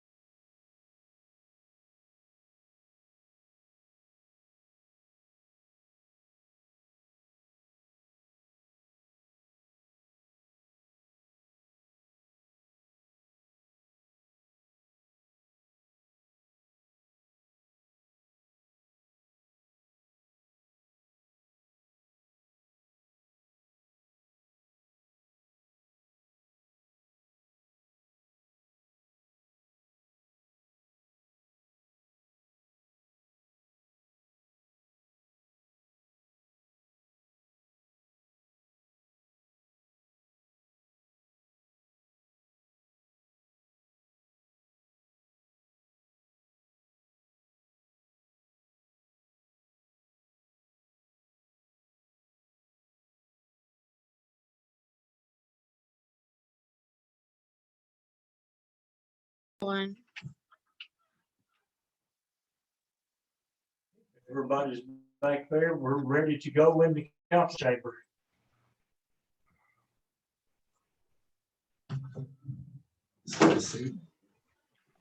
He's there. Yeah, he's there.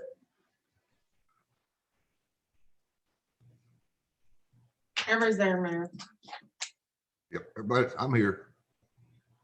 We're here, we're ready. Okay, we had a couple of questions, they come up. Do you want to address those now, or do you want to, continue on and then come back to them later? No, you can go ahead and raise them. I know nobody was violating the sunshine law, so go ahead and just ask me your questions. Oh, okay, article, I couldn't resist. Article 3, section 5.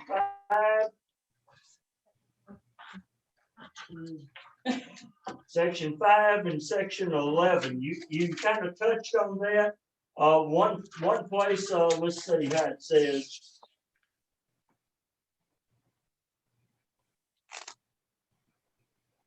Okay, we just discussed that under section 5. It says the city council will appoint the recorder, the treasurer, the attorney, and the city judge. Appointed officers will, so and so and so and so.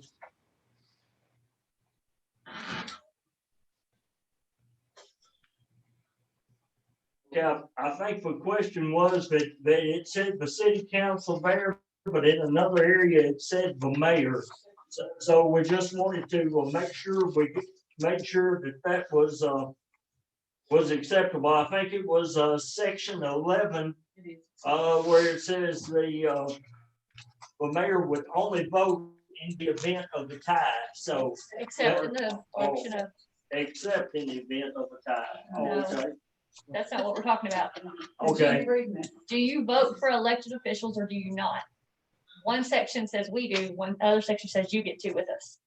Okay, in the past, I have voted for officers of the city, up to and including the police chief position. But after all the controversy came up in 2017 and 18 about the charter, I have refrained from any vote for any of the positions. So I guess what we're looking for is just to make sure that we have the wording that is there to go one way or the other. Yeah, if I could address that, Mayor, I remember we spotted this another time as an inconsistency in the charter. And there's a real simple way. First of all, I think you're just talking about 4 positions. Excuse me. Actually 3 that you have filled because you don't have a treasurer. You're only talking about the city attorney, the city judge, and the city recorder. It seems to me that those positions, the council would want the mayor's input on that. And I would think that the mayor probably, and I know I've got to set up this, I know this is the way it is in Portland, the mayor would have a vote and a voice only on those officers. And if there was a tie, you'd go to somebody else. I mean, you could have a tie that way. The mayor wouldn't be able to break a tie. So, I mean, but the idea being, it seems to me that for these 3 positions, unlike any other in the city, you'd want to have some consensus with the mayor and the board where you'd kind of all be on the same page link, same page. And if you couldn't come to a consensus on one candidate, then you ought to go to another one. Seems to me like that would only make sense. My suggestion is in section 5 where it says city council, we were going to change it already to say appoint certain officers. Just say the mayor and city council shall appoint a city recorder, city treasurer, city attorney, and city judge. Just add mayor and city council. That makes it consistent with the other language. Like I say, you could end up with a 3-3 vote on one of these positions. If it's that close, I think you ought to get somebody else that's more satisfactory to most of you. I mean, you wouldn't want any of these positions to come in thinking that that the vote could change at the next meeting. We want to have. I would think you'd want to have a pretty solid vote for any of these positions. And whether the mayor votes for it, that's completely up to you. If we don't want the mayor to vote for it, over here in this other section where it says the mayor shall vote in case of tie only, we'd take out the phrase that says except in the election of city officers where the mayor shall have a vote. So I think it makes sense for the mayor to have a vote. One other thing I want to say here, I want you to think, when we're changing this charter, we're not changing it just for the ones of us sitting here right now. We're changing it for the ones that are sitting here 10 years from now or 20 years from now, if somebody doesn't change it again. And we cannot look at these things in terms of personalities. It shouldn't depend on who the mayor is, who the vice mayor is, who the aldermen are. It ought to be what you think is the best way to govern Westmoreland. That's what you need to think of. So I know people have allegiances and loyalties this way and that way to different things and different people. But what you need to be guided by is not who's in those positions now. And I'm sure the mayor would agree with me. You need to be guided by what's best, what makes most sense for governing Westmoreland. So having said that, y'all do need to talk about that if you want the mayor to have a vote or not. I mean, the way it's set up now, the charter says he has a vote in election and appointment of officers. So, you know, I would say that if you left it alone, he'd have a vote, but we could certainly clarify it, but where it says city council, but just say mayor and city council shall appoint. I feel like Another phrase makes it clear that he has a vote like everybody else. You know, he just have a vote. Mr. Leith, you want to say something? Yep. I've got no problem with a mayor, not just Mayor Kirkman, but any mayor having a vote on those three positions. And like you said, if it's going to be a tie, then we probably need to look at another candidate. Yes. Yeah, that's what we did. And I did go through this 2 years ago, maybe 3 years ago in Portland, because Portland has a private act charter like Westmoreland. And we made this change and we made sure that we included, even though the council appointed these positions, we made sure that the mayor in this one situation, it's just like yours, he never votes except there's a tie, except for officers. And it was the same way as this. And I just think it makes sense. So I've heard from you. What about some other members of the council? I say heard from you because I can see Mr. Leith. He and I can look at each other. The rest of you kind of off in the distance. I think on section 5 that we should add mayor and council. Yeah. I think that clarifies it, makes it consistent with the other expressions. All right, Mr. Brown, I'll just go around the room. What do you think? I agree. I agree that it should be added for both mayor and council. Ms. Head? Officers, yes. I agree as well. It needs to say mayor and council. Mr. Smalling? I agree, mayor and council both need to be stated. All right, well, thank you for bringing that up, Mayor. That's good because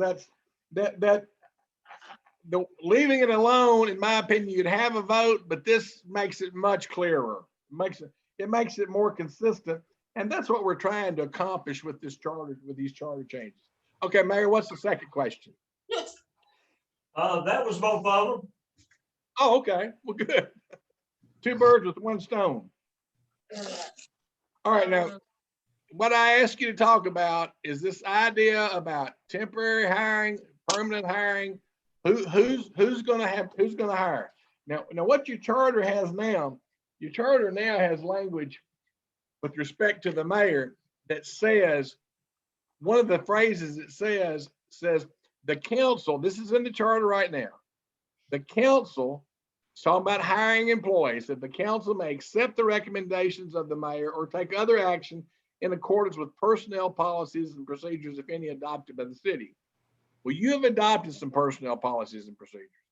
And I don't know that they exactly address the issue we're talking about, but we need to decide if the mayor's if he's gonna clearly have the right to make temporary appointments, we can put that over here where it talks about temporary appointments. But if the mayor is going to have any hiring authority, this is also where it needs to be.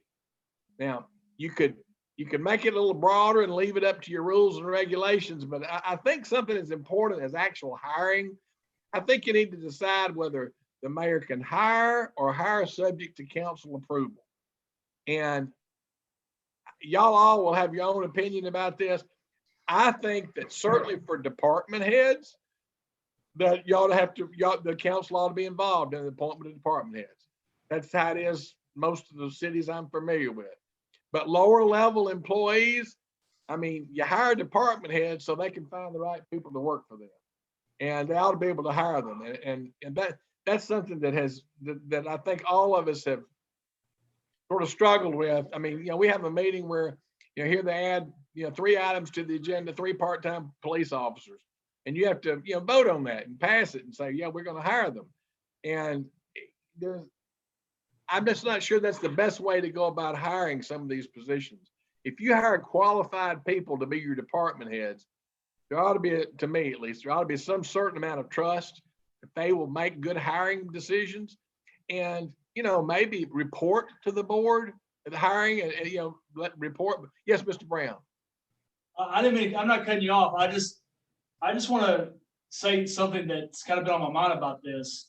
Yeah, go ahead. Whatever we decide to do and how we go about doing it, one of the things that when I ran for this office, my job description, or so I thought, would be to propose, passing, and ratify laws and ordinances and manage budgets.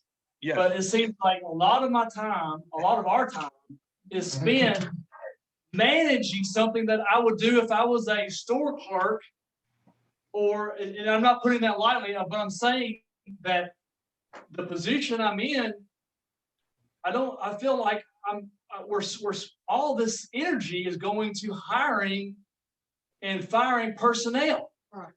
That is not what I signed on for.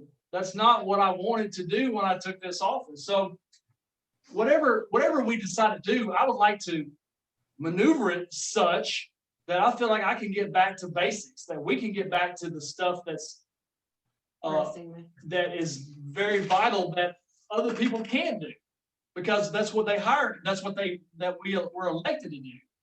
And so that the issue you raised, Mr. Brown, is sort of a delicate issue because you can argue it any way you want to. But at the end of the day, the point you made is very well taken. You are a legislative body. You are not an administrative body. Hiring is an administrative function. Okay. You have to, as legislatively, you create positions, you fund positions.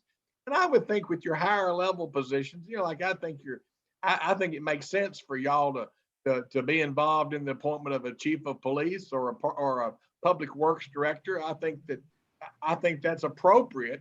And of course, the mayor needs to be involved too. But these lower level positions, I think that you make a good point, Mr. Brown, is that you weren't elected an alderman to decide who's going to ride on the garbage truck or who's going to be a part-time police officer. At least I think that's what you were saying. That's exactly what I said. Okay. And okay, I'd like to hear from somebody else. Somebody else speak up. I'll throw my 2 cents in. Yes, sir. I think we hire these department heads and we try to hire the best department head that we can hire. And I think the department heads ought to be doing the hiring and the firing. That's my opinion.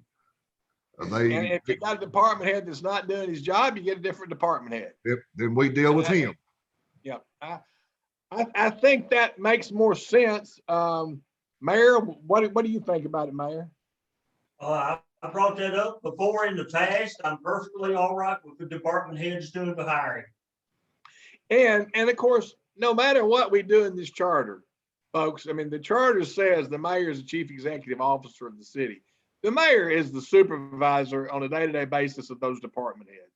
So he's got to work with them too. And he's got some responsibility for the decisions they make.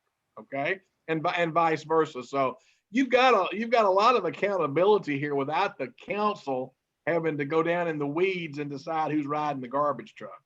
And I think that Mr. Brown raises a good point that you waste, and I use that word carefully, but let's say expend. You expend a lot of important time that could be spent on something more productive than deciding who to hire somewhere. Or who to fire. Yeah. And Portland, for example, does not allow any firings to come back to the council. If there's a firing, it goes, the department head fires, and I think the mayor may have some role in it, but it doesn't go to the council. The way they got that one set up, if you get fired, you don't like it, you go to court and sue us.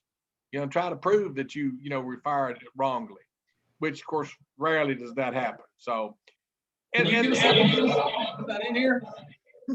yeah, I mean, that would be something that if the board wants to go that way, I can make, I can put the language in here to do what I think you and Mr. Leith are saying.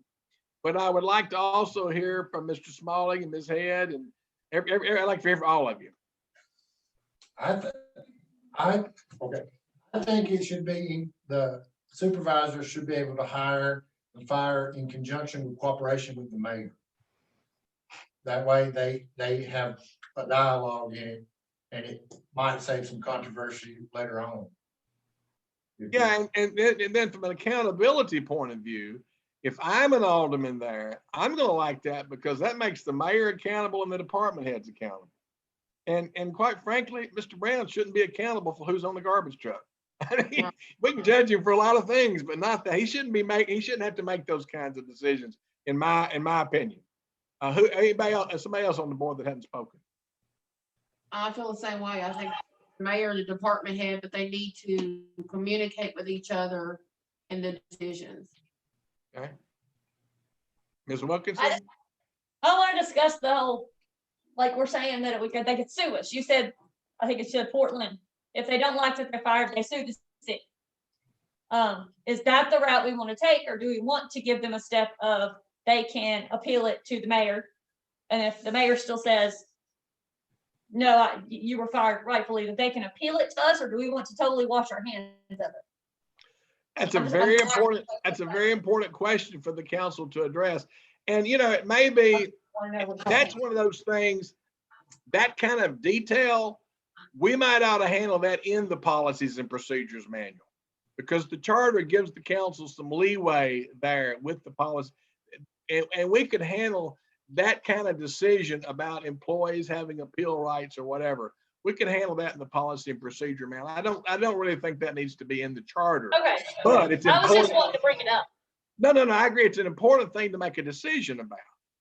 Now, like I say, in the time I've been here, and it's longer than any of you, except for maybe Brian, he's been there, is that I think we've had maybe 3 or 4 appeals in almost 20 years to the council. And I know we had 2 of them in the last year. And it was very unusual. We had a couple of them that came to the council when we were doing our Zoom meetings. So it's not something that happens a lot, but it is an important issue as to whether you have any kind of an appeal procedure. And, you know, you can go the formal route, and, like some cities, the department head would give a notice of a departmental hearing to an employee he wanted to discipline or fire. They'd have the right to bring in an attorney, whatever, they'd have a little hearing. The department head would make his decision, and then the employee could in Hendersonville, for example, they've gone so far as to have a personnel board that they'd appeal to. There's certainly no reason to have anything like that in Westmoreland. I mean, but you could have an appeal. You could have an appeal to the mayor, I suppose, and allow that and as a step before filing suit. If the department head chose to fire someone. And of course, usually on a termination, the department head and the mayor are going to be on the same page. Hopefully they will have discussed it, but it will give that employee the right to state his case to the mayor, because the mayor may not have heard all of it. So that's a choice. You don't have to do that, but you can. That's something that we sort of need to think about. But I think what I'm hearing is everybody's okay with an idea of the mayor and the department heads making the lower level decisions. And the way that would work, the way I would think it would work, is the department head would do the hiring and the mayor would approve it. And then I suppose we can add one level in there where any new hire, given the size of Westmoreland, I think it makes all the sense in the world for any time there's a new hire that it be reported to the board. That the chief of police has hired this person, the mayor's approved it, and the board's notified this person's now a part-time police officer, a sergeant, a full-time, whatever. And I think that way you know what's going on, but you don't have to make any decisions about it. You got time you can focus on budget issues and any legislation that needs to come forward. And I noticed, I would like to point out, I noticed that our police chief is on in the meeting with us. And, I'd love to hear his opinion about this, about the hiring and process, if that would be acceptable to the board. It's fine with me. I'm good. Yep. We're good. Mayor, Mayor, call him. We're all good. okay, Chief, would you like to unmute and weigh in on this issue? Well, his name's up there. He may be taking a nap. There you go. Here we go. Yeah, I'm here. Okay, Chief, what do you think about having it where you would be able to hire your police officers? Of course, and the mayor would approve it, but without having to actually go before the council. What would you feel about that? Well, I agree with that. I think that would work out better, especially in particular with police officers, because it's a little bit different than some other positions. And there's so much that goes into law enforcement. There are so many different, there's different criteria that a lot of people, even on the council, wouldn't be familiar with from the law enforcement standpoint. You've got posts to deal with and things like that. So, and the mayor right now, I know that we would work well together, and I wouldn't want to hire or possibly fire anyone without getting with him. And I believe that we would probably be on the same page. So I think for my sake and for someone like Aaron as well, I think that I feel like we're both responsible to be able to, I want to make the best decision for my department, obviously, and I also want to make the best decision for the city and for the citizens of Westmoreland. So I believe that I should have that ability. It'd make my job much easier to be able to do that. Because right now, if we have someone that quits or whatever, and we're down an officer, then I have to wait sometimes as much as a month to get approval to get someone hired. So I would like to have that freedom to be able to make that decision. Thank you, Chief. Anybody, y'all have any questions for the chief? No. Mayor, you have any other comments on this? I just think we're gonna have a lot of fun rewriting our policies and procedures to bring them up to date with this, but I think everything that's been discussed is wonderful. Yeah, and my suggestion is we'll deal with what we can of this in the charter and broader strokes in the charter, because you want your charter to be something you can change some of the rules along the way as times change and as you learn new things and have new ideas. Yeah, Mr. Brown.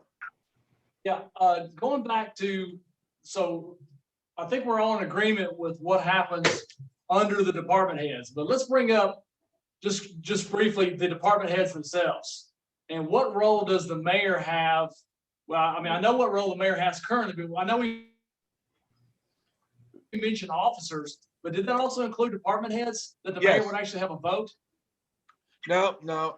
Okay, so it would include. Well, we haven't decided that yet. The charter, the charter provision says the mayor can make temporary appointments of department heads.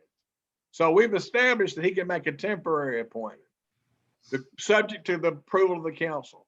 I think the question you raise is twofold. One, we've got a vacancy in the police department. Do we want to have all the candidates come before the council and the council make a motion to approve one of them? Or do you want the mayor to go through a hiring process and bring a candidate to the board for the approval? I think you absolutely have to be involved in that. I think that's important, that with those high level positions that you have a confirmation by the council. Because in addition to legislative, you do have some oversight functions of some things about the city. And I think it makes sense. And if you've got the right to approve a department head, then I think that as far as we talked about a while ago, termination, I can see, and we've had this happen before, not with Mayor Kirkman, but we've had it happen where a department head appealed a termination to the council. And I'm not sure that that's bad for us to have that. But I think that on the first instance, the mayor probably, y'all can decide this, but we could have it that the mayor makes a recommendation to the council on the department head position. We don't have officers that set up that way. On city judge, city attorney, city recorder, those positions that are charter positions that are listed separately in the charter, those are appointed by the mayor and the council together. So I don't see the mayor as being in a position to, recommend who the city judge would be. That's more like an election. I mean, the charter used to elect one time, appoint one time. And I think that's why the mayor has a vote in it. I think that's why we've sort of agreed the mayor should have a vote in it. But that's something, those positions and those only, I think it should be a collaborative effort with the mayor and the council to select someone. Other department head positions like the chief of police and the public works director and, fire chief, maybe whatever. Maybe it makes more sense from the legislative point of view for the mayor to make a recommendation and the council approve. And we've sort of done that in some things and not in others, but I'd love to hear what you have to say about it, because that's something that we could put in the charter. The charter could have that the mayor can recommend department heads to the council, but it requires a confirmation by the council before they're hired. It's sort of the same thing because you're voting on it, but it's not exactly the same thing because you don't have to go through interviews and all such as this in a public meeting. That's another thing that's awkward. I want to go with what Doug said. We're spending a lot of time when we are interviewing and all this for department heads, when we could he could go through that process and bring who he thinks to us. Well, simplify that. Yeah, and I'd like to add one more thing to that. Hey, come here. Excuse me just a minute. My dog's eating my pen. Patty, bring me that. Hold on. I couldn't tell what he was eating down there. This tastes pretty good. So anyway, yeah, I think that makes sense what you just said, and there's another aspect to it I was about to point out is that when you do all this interviewing as a council, that makes all of those interviews public. That makes them all for the whole world to see and take pot shots at this one or that one.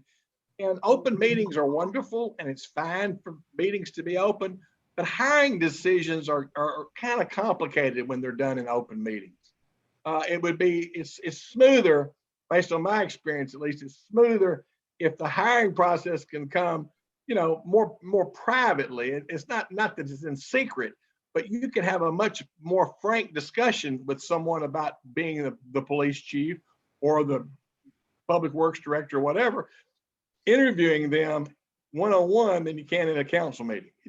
It's just a harder thing to do, and I think all of you would agree with that. But I think you ought to have a role in it.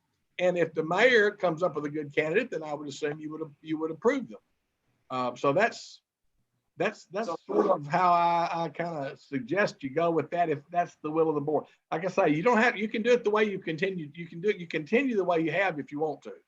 But I know that at least a couple of you said you don't want that. Bradley, what you're saying is that the mayor would bring a appointee or a candidate to the council, and then we would vote, a 2/3 vote would then allow that individual to be hired, correct? It wouldn't have to be a 2/3 vote for that. I mean, I'd hope it was a unanimous vote, but that's just action. Any action of the council is by majority, except where it's required to be by 2/3 vote. And so the only other option to that would be continue on with the public hiring process, interviewing several candidates, and then eliminate, vote for one. And then the mayor really still doesn't have any power to have a say so in someone that he's supervising. Yes, that's correct. That issue I've had all along, because and there's some governing bodies that is eliminated and no one has that say so. I understand, but I would prefer it if I'm making a decision in this charter to have some sort of power, if you will, for the mayor to actually bring forth someone to the council. I do like that idea. Well, and I would like to make another point there. I think that you'll have a wider, broader pool of candidates for jobs if they're going to go through an interview process with the mayor or a department head, as opposed to being interviewed by the city council on television. I mean, that keeps some people from applying for jobs. Some people in the private sector will not take a public job because they don't want to have to go through all that. Their applications are public records, everything about it's public. So we make it even worse when we put the hiring process out there in public. The whole thing, where did you work the first 3 years you were a police officer, whatever. And it's awkward. I think all of us agree that it's awkward. And the bigger Westmoreland gets and the more employees you have, the harder it is to do business that way. So, You can also add that it's probably uncommon the way that we're doing it currently, correct? I think it is. Yeah. And let me tell you what the charter says right now, just so you know. The charter says right now, unless the board has by ordinance designated somebody else to do it, the mayor shall recommend to the city council the employment, promotion, discipline, suspension, and discharge of all employees and department heads. What I hear you saying, that's already that way for everybody. What I hear you saying is use maybe some of that same language about hiring at least for department heads. And then have your department heads do for the lower level employees. And then the mayor appoints the department heads subject to the board's approval. I think that kind of divide up those functions. I think it's something that'll work better, but I'd like to hear y'all discuss it. Okay, I have a question, John. Yes. Okay, pretty much what had been done in the past was the department head would bring their candidates to the mayor, and the mayor would go through, do an interview process, work with the department head, and then proceed on to the council with that candidate. Under provisional hiring, the mayor could put them on for 30 days. When our policies and procedures were rewritten in 2019, we were told by Mr. Grubbs with MTAS that our policies and procedures did not line up with our charter. And that's why all of these changes were made, to give the council the authority to start making all of these actions. So just whatever we do, we want to make sure that we make everything on the same playing field. That's why we're changing the charter, Mr. Mayor. That's exactly why we're changing the charter, so that you don't have that problem. And I don't agree with some of the things Mr. Grubbs thought about it, but some things I agreed with him, some I don't. But I think we all agree that we're all better served if it's clear. If it's clear who's got authority for what. So you don't argue about who's got the authority. I think that's important. Thank you. The only issue I've got with it that way is, like you said earlier, we're not voting or changing the charter for this group right here. We change it for 10 years down the road. Right. So how's the council going to know that the mayor, like if we're hiring a police chief, how's the council going to know that that is the most qualified person that got interviewed? Well, it's going to be up to the mayor to provide you with the information to know that. And you certainly see, you got an advantage that you don't have in Hendersonville, for example. In Hendersonville, board members can't talk to the mayor without violating the Sunshine Law. You guys can talk to the mayor about who he's recommending. You don't have to do all that on camera. You can ask him, tell me why you like this guy and whatever. That's something that, if the council's doing the hiring, I think that you've got a little bit more leeway than you do.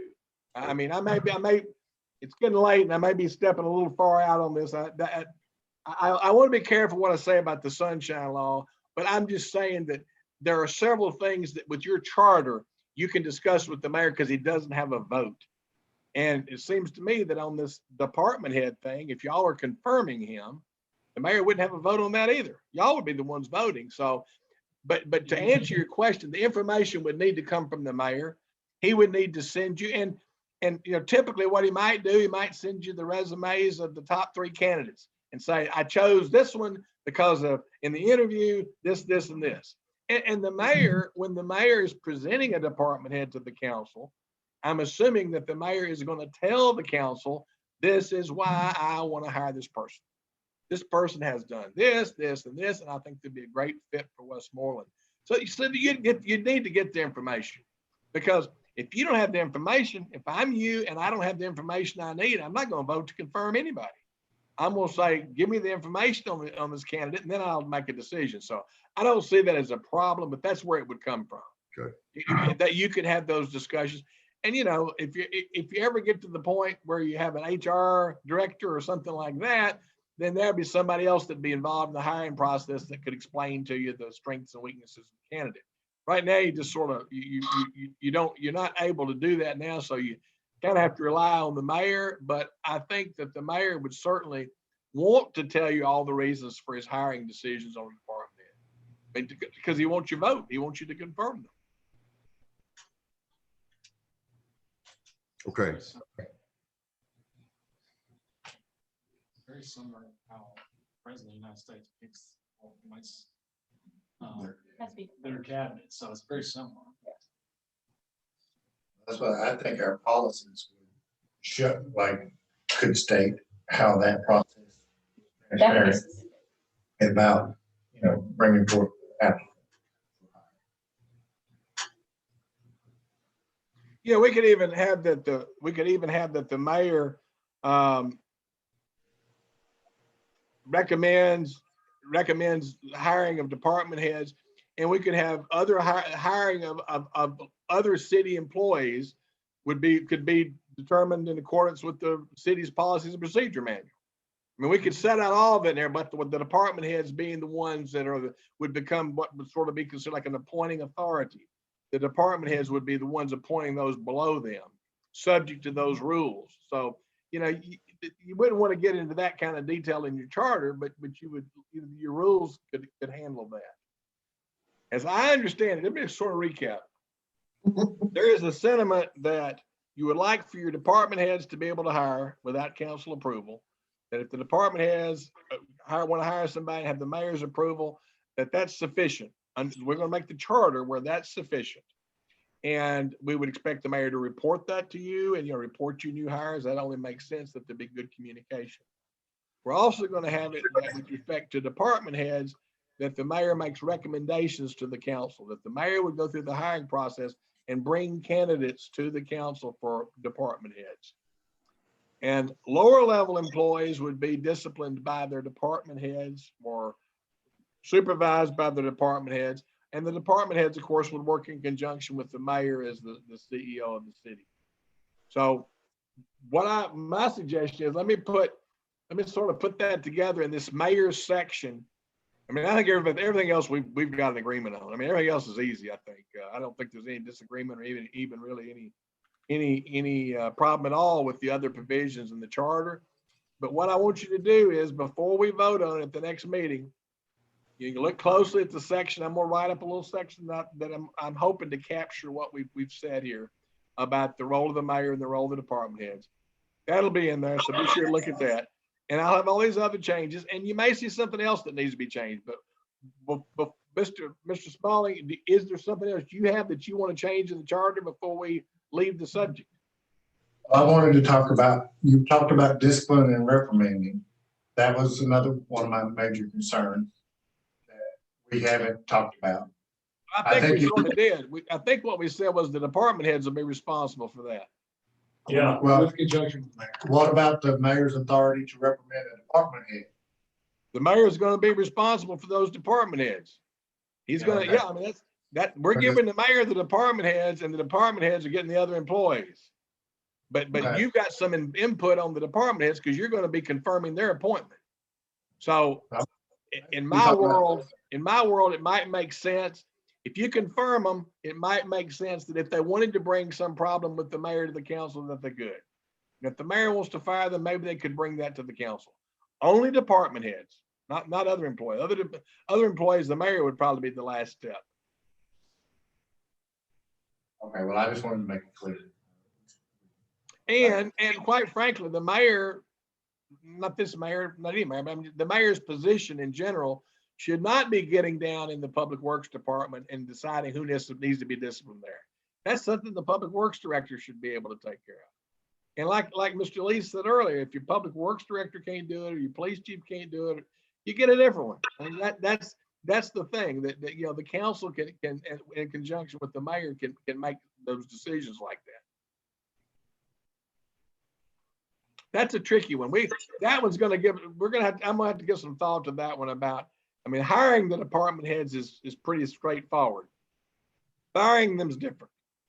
Does a firing need to be instigated by the mayor, or can a council member start it? I mean, in an ideal world, it would come from the mayor. In an ideal world, the mayor would fire the department head, It's not ideal that you have to fire one, but assuming that the mayor has a good reason to fire the department head, in an ideal world, he would do that, and the department head would accept it and go look for another job. But the question is, do you want that department head to have the right to appeal that firing to the board? And that gets you, well, if the board confirms, should the board have some authority to overrule the mayor? And that's a question that you have to decide. And it's not an easy question on department head. The other ones I think are pretty easy. I think we all are in agreement. Let me ask you this, Mr. Bradley. If that department head does something that deems to be, he needs to be disciplined, and the mayor thinks he needs to be fired, can he be suspended without pay until brought before the council? Can it work that way? Just on the department heads? Yeah, well, you would not want suspended without pay, probably. You'd probably want to suspend them with pay just because you hadn't had any kind of a hearing process to take away their pay. Okay. And once you've had that hearing, you know, and say, we're going to suspend you for 30 days without pay. Yes, you can do that, but there needs to be some process. You just don't summarily take away their pay. Even if you just had a hearing with the mayor and the mayor then suspended them without pay, you could do that. But you can't just, the initial thing should not be without pay. There should be at least some, either the mayor or a committee or somebody should be able to hear the case before a suspension's made. Now, like the way it works most places, if a department head's disciplining an employee and they have this hearing, I'm in the middle of one of these right now, give the notice, 5-day notice of a hearing. All right. That employee is suspended with pay until the hearing because there's not been a decision made yet. And they haven't had an opportunity to tell their side of it. When that hearing's over, if that department head wants to suspend them for 15 days, he does. And that takes effect when he says it does. It doesn't have to be approved by anybody else. And, you know, in some places you have an appeal where if you ultimately prevail on appeal, you know, you get your money back. But, you know, I think what we're talking about, I think the way we've set it out makes sense, that the department head would make those decisions. I just don't want you back to department.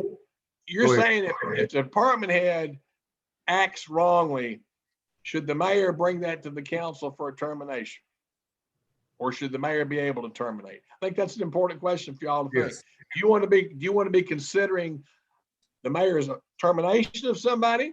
Or do you want to be considering the mayor's recommendation that someone be terminated? I think I know which I'd prefer. Mr. Brown. Well, it makes sense that if you're gonna set it up so that the mayor brings forth a candidate to the council and then there's a vote that presides to hire or not hire, then it would also make sense for the same as the sense of a termination, that there be some sort of checks and balances system that the 5 alder people have that same opportunity to vote upon that termination of that head department person. Does that make sense? Yes, makes all the sense in the world. And I think that's probably the best approach. It still gives the mayor the power. The mayor still got the authority. But like you say, if y'all are confirming them, maybe you also ought to confirm their termination, if for lack of a better way to put it. I believe that. I think I'm getting some Well, head nods. I will say this, and I think it's especially true with the smaller town. You're going to get a better group of potential candidates for jobs if they feel like there's some due process remedy available for them within the city. If the mayor and them just, you know, or if there could be a personality conflict, that whoever's the mayor at the time may just really not get along with somebody. And, you know, it might not be the department head's fault. And this way, the department head coming in, if he knows that this happens, he has a little more feeling of comfort that if he's done a good job and 5 aldermen agree that he's done a good job, that probably even if the mayor doesn't like him, he can't fire him. So, I mean, I think that's the check on the system. And Mayor, would you have any problem with that? No, I think the way that it previously was, where there is an appeal to the council is an excellent way to do it. It does not need to be, you know, there's going to be lots of conflicts through life with lots of different people. And I think you need that appeal process for sure. Everybody okay with that? I think it makes sense. Mr. Lee, you okay? I'm okay with it.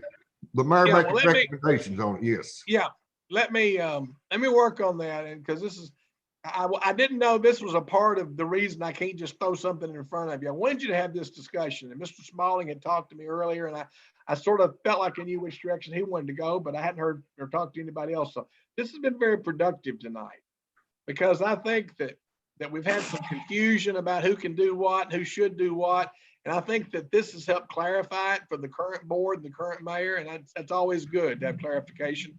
And I'm glad we had Chief Jolly to weigh in on it and point out some of the good reasons why department heads should be doing the hiring. And I think that we can get it. And by the way, I don't think the charter right now necessarily requires that every hiring decision come before the council. That's just what we've done. I think part of what we're doing is changing our practice. Part of what we're doing is changing the charter to make clear what our practice is going to be. Anybody else got any questions? Mayor, So, I sort of covered it to the way you're looking at it. Yes, Mr. Brown has another question. Okay. Bradley, you brought up a good point there. In the policy and procedures, that's how we were kind of governed to have oversee. When I say we, I mean the aldermen have oversee over hiring virtually every employee in the city. So, Yeah. And I know the charter trumps the policy and procedures manual. So would we not have to go back, however, though, once the charter is established again, and then go back and rewrite the policy and procedures? And we need to do that with a quick turnaround so that we don't.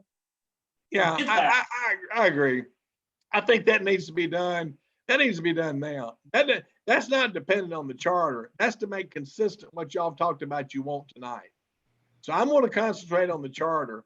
And when I get the charter the way I want, then we can look at the policies and procedures. It's not going to be, but they're not going to be but 2 or 3 sections that are really affected by this.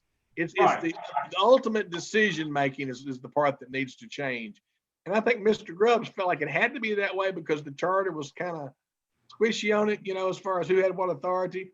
But we're taking care of that with the charter, and we can also take care of it with the policies and procedures. I think that's true. Any other questions about the charter? I told you to take a while. Actually, we've done it a little quicker than I thought we would. I think you've done a good job. Everybody good to move on? I'm good. I'm good. We're We're good. good. I think everybody's happy, John. All right. Thank you.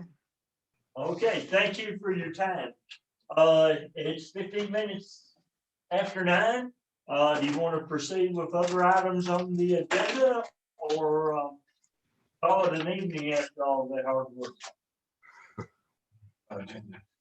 I think There's the just only two more two, things. the only 2 things that were left, Mr. Mayor, is codes and permitting official, which I don't know. Animal Okay. I'd be curious to hear what that's about, but the animal control, I can wait, but it's just pressing. I don't know, that's Okay, about- let's go ahead and hit Chief Jolly here with his department, and then we'll follow that with Keisha from from City Hall, and then we'll discuss see what kind of time we have left. I'm going to take off, Mayor. Y'all have a good rest of the evening. Thank you, Thank Mr. you. Bradley. Hope you get to bed on time. Have a good night, Mr. Bradley. Thank you. Appreciate it. Mr. Jolly, take it away. Yes, sir. What would, what all would you all like me to cover? Who are you gonna hire? Who are you gonna fire? Oh, Lord. Well, I don't wanna know. We don't want to go back. And honestly, with that being said, that was one of the things to bring up. He has a position open. So, let's, I guess, discuss, can we go ahead and start enacting these rules? So you don't have to do all Well, this. fortunately, I have had a few candidates that have come forward over the last few months, or the last couple of months, rather. Only a few that have been interested in full-time, but we did reach out to an individual who I believe might be a good candidate for the full-time position. And he is going to come in and interview with us at 10 o'clock on Tuesday morning. So that's the only interview we've got set up, but you've heard me mention before, Mr. Gatwood proposed to him the possibility of him coming on as a full-time officer. And he is certainly considering it, but he wanted to speak with his wife. He wasn't necessarily looking to get back into a full-time police officer role, but I told him that somewhere down the line, depending on what the council does as far as the animal control and codes, that might be a position that he would be available to try to transfer over to at some point. So he actually sent me a text tonight before this meeting and said that he is strongly considering applying for the position of full-time police officer. So we do have a couple of potentials in the replacement of Officer David. And Officer David has definitely said that he does intend to resign.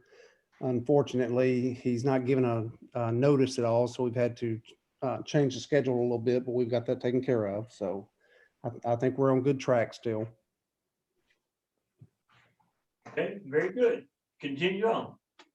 So if, at one point during the conversation that I'd had with Mr. Gatwood, he expressed a desire, he's personally interested in the possibility of and would be willing to try to take on the 3 jobs in one, basically, that he would be willing to do the animal control, the ordinance enforcement, and he would also be willing to take any training and get what he would need to do within that year time to actually be a certified building inspector as well.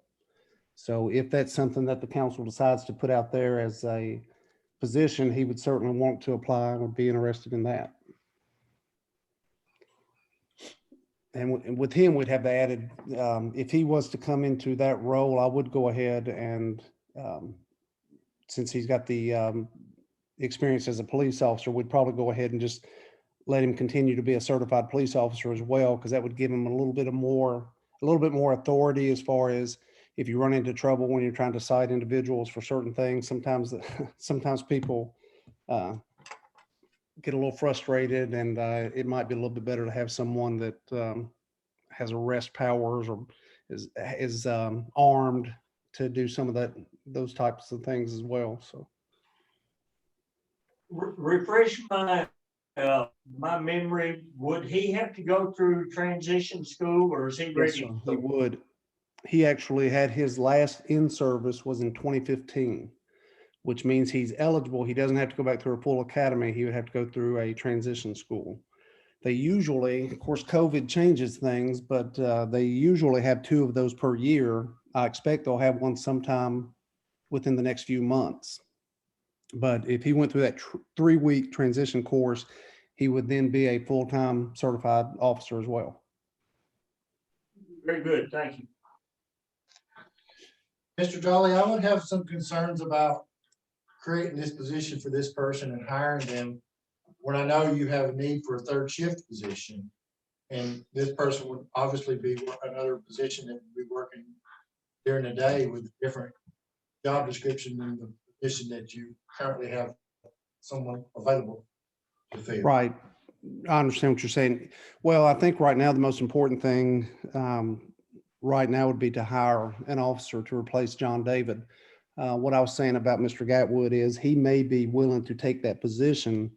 And then if you all as a council make a decision that you would like to hire one individual to encompass all of those 3 jobs, or however you do it, he may want to apply and be interested in a position like that as well.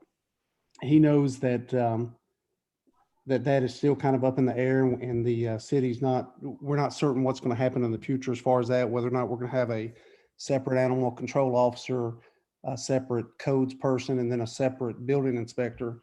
But in the meantime, he feels like he may be interested in being just a police officer. So I think what I'm saying is if we want to try to go ahead and get this position filled for Officer John David's vacancy, but I was just letting you all know that if it is something you're considering, that he would be interested in that spot. And if in 2 months there's an opening for that and he took that spot, then we would need to try to find someone else to fill the officer spot. Does that make sense? I understand. I just wanted to make sure we were comparing apples to apples and not creating a position for someone No, yeah, I leaving understand. that shift unfilled. Right. And you said you're go the process and advertise, and if we, like we've agreed to let the mayor do the hiring with you and share the applications and all that, and do the interview process with the mayor. Right. Right now, we have a few applicants. So before we advertise it, I wanted to at least, this individual that's coming in on Tuesday, he actually turned in his application back in October. So we reached out to him to see if he was still interested, and he is.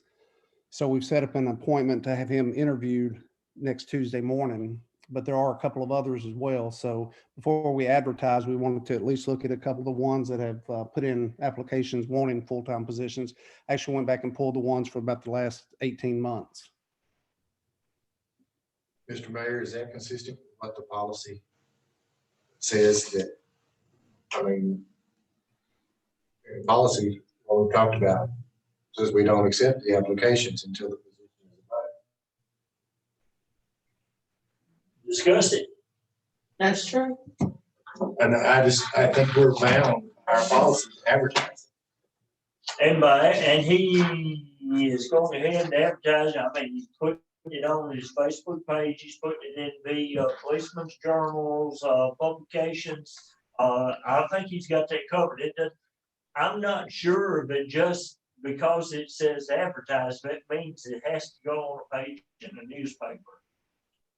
But I don't want another applicant to say, well, that person got the interview and, And I didn't know that you would say the application. right. But you're saying he's already got advertisements out there. Well, I don't know, but he's advertised, he may have put it in there. It's obvious for sure that he's gonna have a position open. I mean, the position just came open, what, yesterday? Correct. So, I mean, he has not really moved ahead with anything. He has, this one gentleman that he's speaking of is actually in the academy right now. And Westmoreland has sponsored him because you have to have a sponsor to get into the academy. But there's been no promise of any kind of a position for him once he graduates. Do you consider that advertising or not advertising, or just good common sense that you're Another investing policy in doesn't someone? say that. No. So it's pretty obvious you're going to be rewriting, not redoing your charter, but also the policies and procedures. So you just got to decide what you want to follow for the next 2 to 3 months while you get this done. This charter is not going to be changed. It's probably going to be 6 months before it comes back to you for ratification. Well, I think we should advertise for the position. You know, And by advertised, you mean the newspaper or? Online or wherever the three the resources are to do that. Three major advertisement agencies that we use would be what we mentioned earlier: Facebook, city website, and the local newspaper. Correct, Keisha? He has some trade places you online that they can advertise. What is it, City and Town News? That MTS helps put a lot of stuff into. And the chief's got access to a lot of police bulletins and publications. That's correct. About. Yeah, that's right.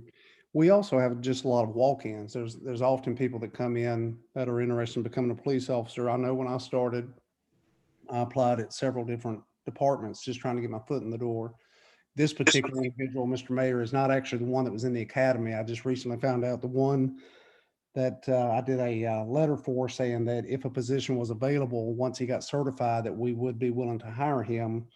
I actually found out he got injured, and so his graduation is going to be postponed probably till the first or second week of April. So the individual I'm actually speaking of is one that just happened to walk in October and wanted a position. And I always just encourage someone, even if we don't have an opening, I say, go ahead and fill out an application, leave it with us. And in the event we have an opening, we'll contact you to see about an interview or hiring process. And it just so happens that this individual, that's how he came about. He was a walk-in, but he is certified. Very good. I'm a firm believer you go for all the clientele that you can get that is qualified to fill a position. And even if you don't have a position available, according to, Councilman Spalding, we're not allowed to do anything with positions until a position comes open. I'm a firm believer in you having a stack of applications or resumes that's ready to go at any minute. So when they redo the policy, that's gonna be something that needs to be at the forefront. Well, I think that's especially true with police work in general, because I know that it's a different type of profession. And you get a lot of individuals, especially prior military or maybe correctional officers and all that are really interested in law enforcement. And they'll often go to every agency around just to let people know they're interested in the job. So you do get a lot of walk-ins. So obviously, we need an officer pretty quick. So can he maybe put on their Facebook page, put on the city Facebook page and advertise this job for a week and then let's get somebody hired for that position? I can We certainly have get this advertising out there. two positions in public works and one position at the police department that is open now. I'm good with that. They need to just follow the process. I was gonna say, can we just follow the process we've discussed now and go? Take it. Yes, ma'am. Sounds good. That Mr. Jolly and the mayor have to work together Yes. to find that person. Well, in all fairness, to stay with what we have, we can do that, but they will come to the council. But, I think that between the chief and between our public works director and myself and Ms. Keisha, we can bring you very viable candidates. Or like I said, we won't bring them to you at all. That's right. Until, you know, because this has to get past the state of Tennessee legislation, correct? In order for it to be enacted, is that right? I guess the question is, do you want to continue to interview every candidate that comes in? I do not, but I also don't want to go against, and that would be a question for John Bradley. If it's okay, if we're all in agreement to move forward, I'm great with that, because I think we all agree that we want to do things differently and we want to get back to and law ordinances and passing budgets. That would be so much better. Isn't there a caveat in there that says unless otherwise agreed upon or something? I don't know, but we've not been interviewing police candidates. have we? No. No, we haven't. So. No, he can yeah, go you're forward, right. he can go forward. You- And you we haven't. But you should have been if you were following. According to what we were supposed to be doing, but we weren't. I think that's why Mr. Bradley said, let him get the charter all worked up. And as soon as he gets all worked up and sent off, then he's gonna start working on the policies that we can start doing these things. That's right.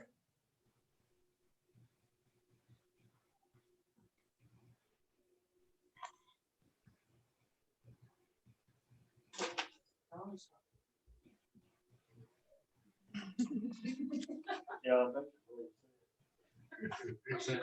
We're supposed to start We working on. should start working on the Well, he doesn't policy start. while he. Or But he's got 2 weeks to start, we don't have 2 weeks.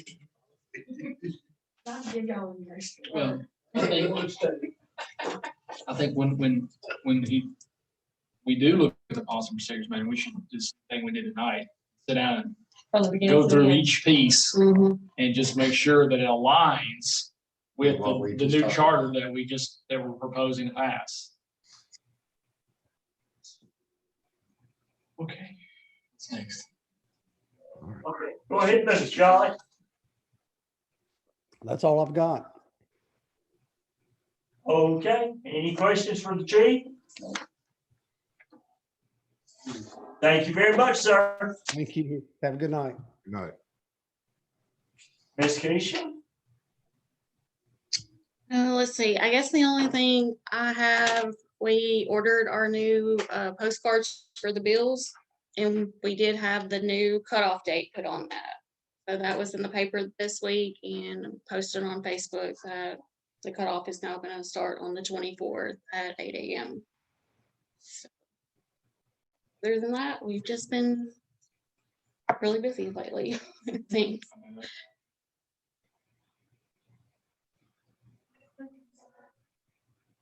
How is things going with internal controls? There's That's always a big question Yeah. because I know that Debbie is interested in possibly cutting back in retirement. So you just kind of touch base with council. Yeah, I mean, it's still going good. I mean, we're still doing everything we can to separate everything, but I mean, if she does cut back, it's gonna be a little more difficult, but we can't make her not retire, I guess. Yeah, we can tell her, hey, it's the job, it's 40 hours. Well, I mean, she talks like, she's like, I want to retire, and she's like, but then, what am I gonna do all day? So she'll be Tell her like, to call me, I'll be there to tell her she'd love okay. Don't encourage that. it. Well, she would. She can then volunteer her.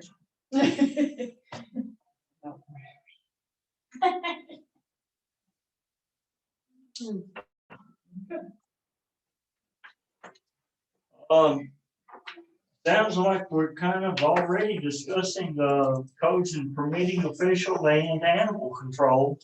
I know that a lot of things have come up about that, and I wanted to actually, I went ahead and put that on there so we could discuss it. I know each of you probably have your own thoughts about what is required with this. We had, I think, with Keisha's report, we had 2 building permits this month. Can't remember if there was any single housing units in them or not. So anyway, we're definitely slowing down. I don't think anyone knows what the economy is going to do here in the next few months. But if we move ahead, I had a meeting with the chief the other day, and we were discussing how the terminology of a position has gotten kind of convoluted. We're talking codes, but we have city codes, we have maintenance codes, we have building codes, we have fire codes. So when we were talking maintenance, property maintenance codes with high grass and things like that, then it kind of got intertwined and people were beginning to think, well, that's what a codes officer is now. All I've got to do is maybe hire on with Westmoreland and I'll catch a dog or 2 or a cat or a possum, what have you, and then go out and tell a couple of folks the grass is too high and I can get a nice paycheck from the city. There's a lot more involved with all of it. So I'm kind of open to what y'all think about. How do we need to proceed forward, and how do you want to proceed forward, and maybe we can get some of that going too. So I got a question. The Mr. Gatwood that Chief Jolly's bringing up, do you know if the individual, would he be able to answer to all those codes you mentioned? The building, the ordinance, all the codes that consist of, or would he have to go get training himself? We have had no one that has applied or interviewed in the last, what's this been now, 18 months, 19 months, that was certified. So as we bring someone in, obviously due to the expense, it would be hard for us to hire a certified person. What a person that wants to come in, if they have some experience and they've worked in any kind of construction field before or been exposed to it, then they can actually, they have to work with another official for 1 year. They can take the classes, they can sign up to go basically to the fire academy that offers classes in codes and permitting processes and zoning, things like that. They can also get it, you know, there's a lot of it that's mail ordered online right now. But in order in Tennessee for you to be signed up to go down and I guess take the exam for it, you have to be proctored or what's the correct word I'm looking for? Interned or what by someone for 1 year. And originally when we started talking to the county about this, they were willing to work with someone for 1 year in order to help them out and then work with them. And that's kind of what I see that we're needing. We could turn this entire thing over now to the county and we had pricing on contracts. I don't know if they would honor that same pricing now or not because it's been a while, but they can come up and do it. They don't want anything to do with planning and zoning. They don't want anything to do with maintenance, property maintenance. They want to do permits and the pre-planning of the permits before they're issued. They did leave a clause that said that they would do property maintenance, but there would be extra cost involved. The thing that I'm afraid of is these guys already have their hands full in a county that is growing by leaps and bounds. I haven't seen the census figures yet, but as you drive through any of the incorporated areas or unincorporated areas of Sumter County, Shackle Island, Bethpage, Sideview, all of these areas are growing tremendously. So they have a lot that they're doing on their own. They've been helping us on that. They've been doing it after hours, and that's how this has been going, and it's worked very well with Mr. Mills doing the pre-permit planning and taking phone calls and answering all the needs and working with people in the city here and staff also. What I'm afraid of is if we don't have a person part-time at least, and I'd love full-time, but at least a part-time person has the ability that they're riding through town, especially if they're a local person. Because this week I've seen a storage building go up. There's been no permit issued for a storage building or an accessories building on the property that I'm looking at.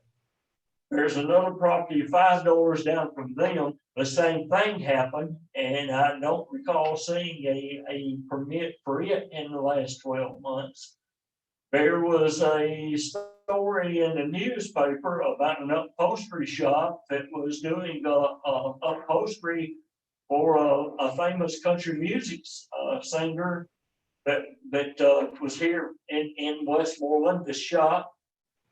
There's been nothing that's come before the Board of Appeals in several years for a home-based business, which that would be what this is.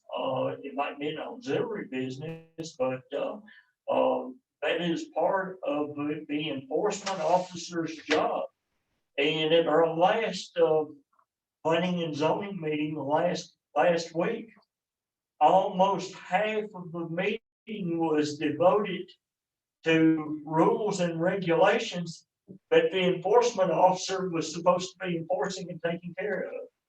So it was, it really, blindsided me, but, it just, and we had some folks that was in the audience that day, and Brian sits on the Planning and Zoning Commission. It took me by surprise, I'll be honest about it, but it made me realize how much more we need a person rather than contracting it to someone else. And that's my 2 cents worth.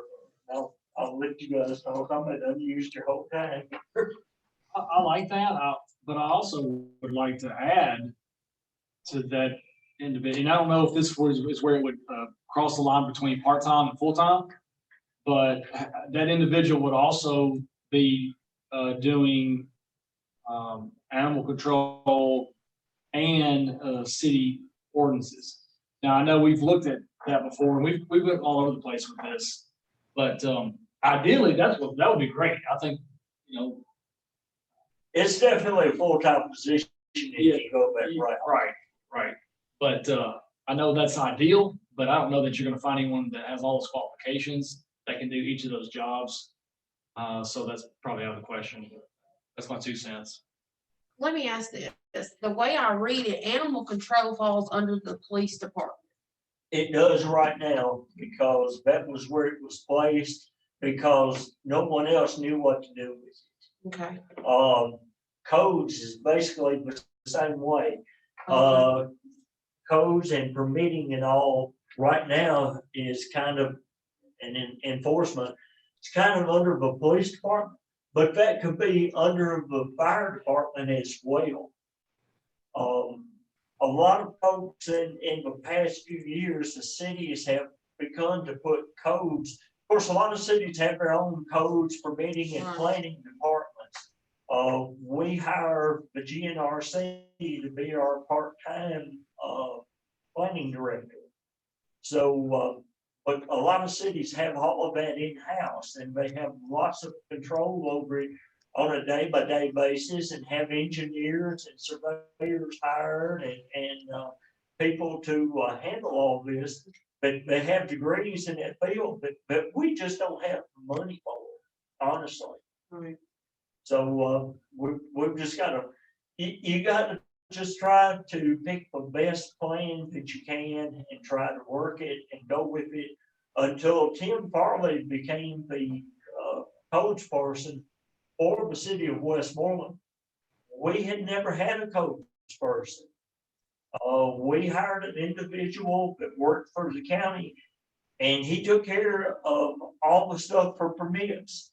And that's what was done. And if you needed your permit, basically, if it came in this week, he may not be back for 2 or 3 more weeks. He may be back the next week, but you never knew that he would try to accommodate us. And there's no doubt that the guys from Sumner County codes and permitting down there have probably bent over backwards to help us and keep us going. But we need to come up with a plan, at least before the next budget year. I wanted to add something. What's working out, it's working out well with the county in process. Many of you that have been out in the community know that it's a service that you pay a fee for, and they don't see a value in it being in Gallatin when they're writing checks for this things to happen, and most of it happening. I think maybe the conversation should be, do we want to keep it in Westmoreland, or are we gonna contract it out? Well, that's what I That's the started to first say. question. I think That's where you need to start. So we need to make that decision first. We need to, I think we need to advertise to see if someone's still interested. The only problem I've got, and I'm all for having hired somebody full-time to do it, but we're going to find the right person. Because we hire somebody that's just getting maybe in their 20s, and he gets all this training, then first chance he gets, he's going to go to an $80,000 job. I mean, we can't afford. Do what? Can't discriminate on somebody's age. I'm just example, that's why I was using that as an example. Wasn't discriminating, I'm just using it as an example.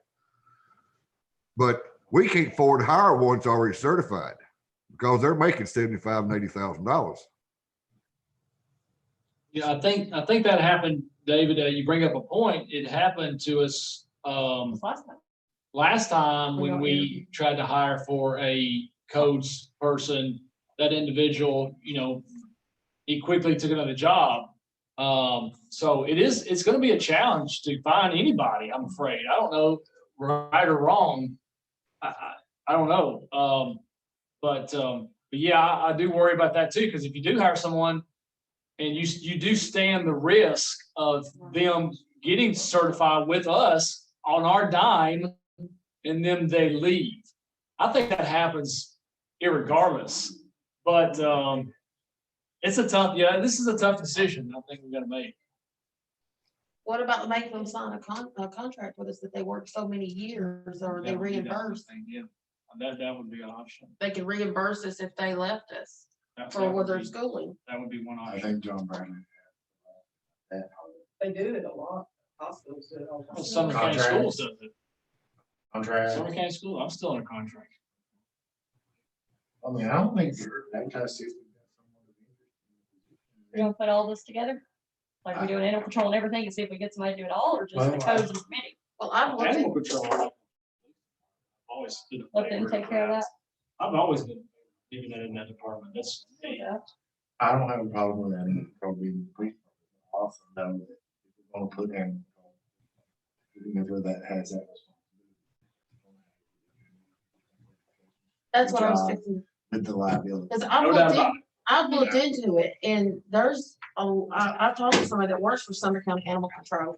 And he educated me on, a lot of these classes are out of state. So Sumner County paid for his, of course, his travel, his room and board. He had a meal ticket, so-called. And then the classes were like $3,000 a piece and he had to go to 4 of them. And only one happened to be in Hendersonville. So there is a lot to it, but he said it holds up in court, like on animal abuse or things like that. And then they do teach them if they have an animal that is vicious or, so it is valuable education and training. I don't think a problem advertising trying to get the person. Like David said, if it's not somebody we do, it's not, we just have to do what we're doing and. And try you're to speaking get of code. Codes. Okay. Codes and how many buildings, Building. Building codes. not maintenance codes? Who we gonna do maintenance codes? Well, That's, we gotta have that discussion of where we're I putting think we that. should advertise for both. If we're gonna hire a codes and permitting officer, let them do maintenance codes too. Yeah. I mean, there's not enough building going on for, keep him busy on just building codes. And did you say also city ordinances? Yes, yes. Let's make sure, yeah. That's fine. I mean, if we find some combination of it. Well, we do can you have adjust to come and- up with how much you're gonna, when you advertise, now I'm new at this, when y'all advertise, do you put out how much this job position will Yeah. pay? Yeah, So, normally we would. so if you're gonna advertise for this position, it needs to be a conversation. How much are you gonna pay for full time? Very. I'm a little confused within the budget right now. Though codes enforcement was separate from the police department. And Okay, what happened? The council was, we were looking at turning or permitting over to the county via contract. And COVID hit. We didn't get to really do negotiations as such. There was a couple of things that was in their contract that we didn't, I personally didn't agree with. But the council never did vote on it. But we were doing the budget hearings last year. The contract with the county had 2 options. You could hire them, and I think it was what, 75, 78,000 a year, or they would do it for our permit fee. And we were gonna turn it over to them and them just take our permit fees. So there was no money put in our budget for permit fee revenue coming in because it was all gonna go to the county. Also, there was another aspect of it where Mr. Farley's position was condensed, where part of it was the codes and permitting and inspecting versus all the other duties that he did. So that money was actually divided to put in for animal control and other items in the budget. So that's the reason I say we're gonna have to do a budget amendment because we have some problems with what we've done, but we really need to decide how we want to move forward. And if you want to advertise to find out if you have people interested, that's probably a good start. That's what I mean. Like I said, money's not sitting there for the person we hired.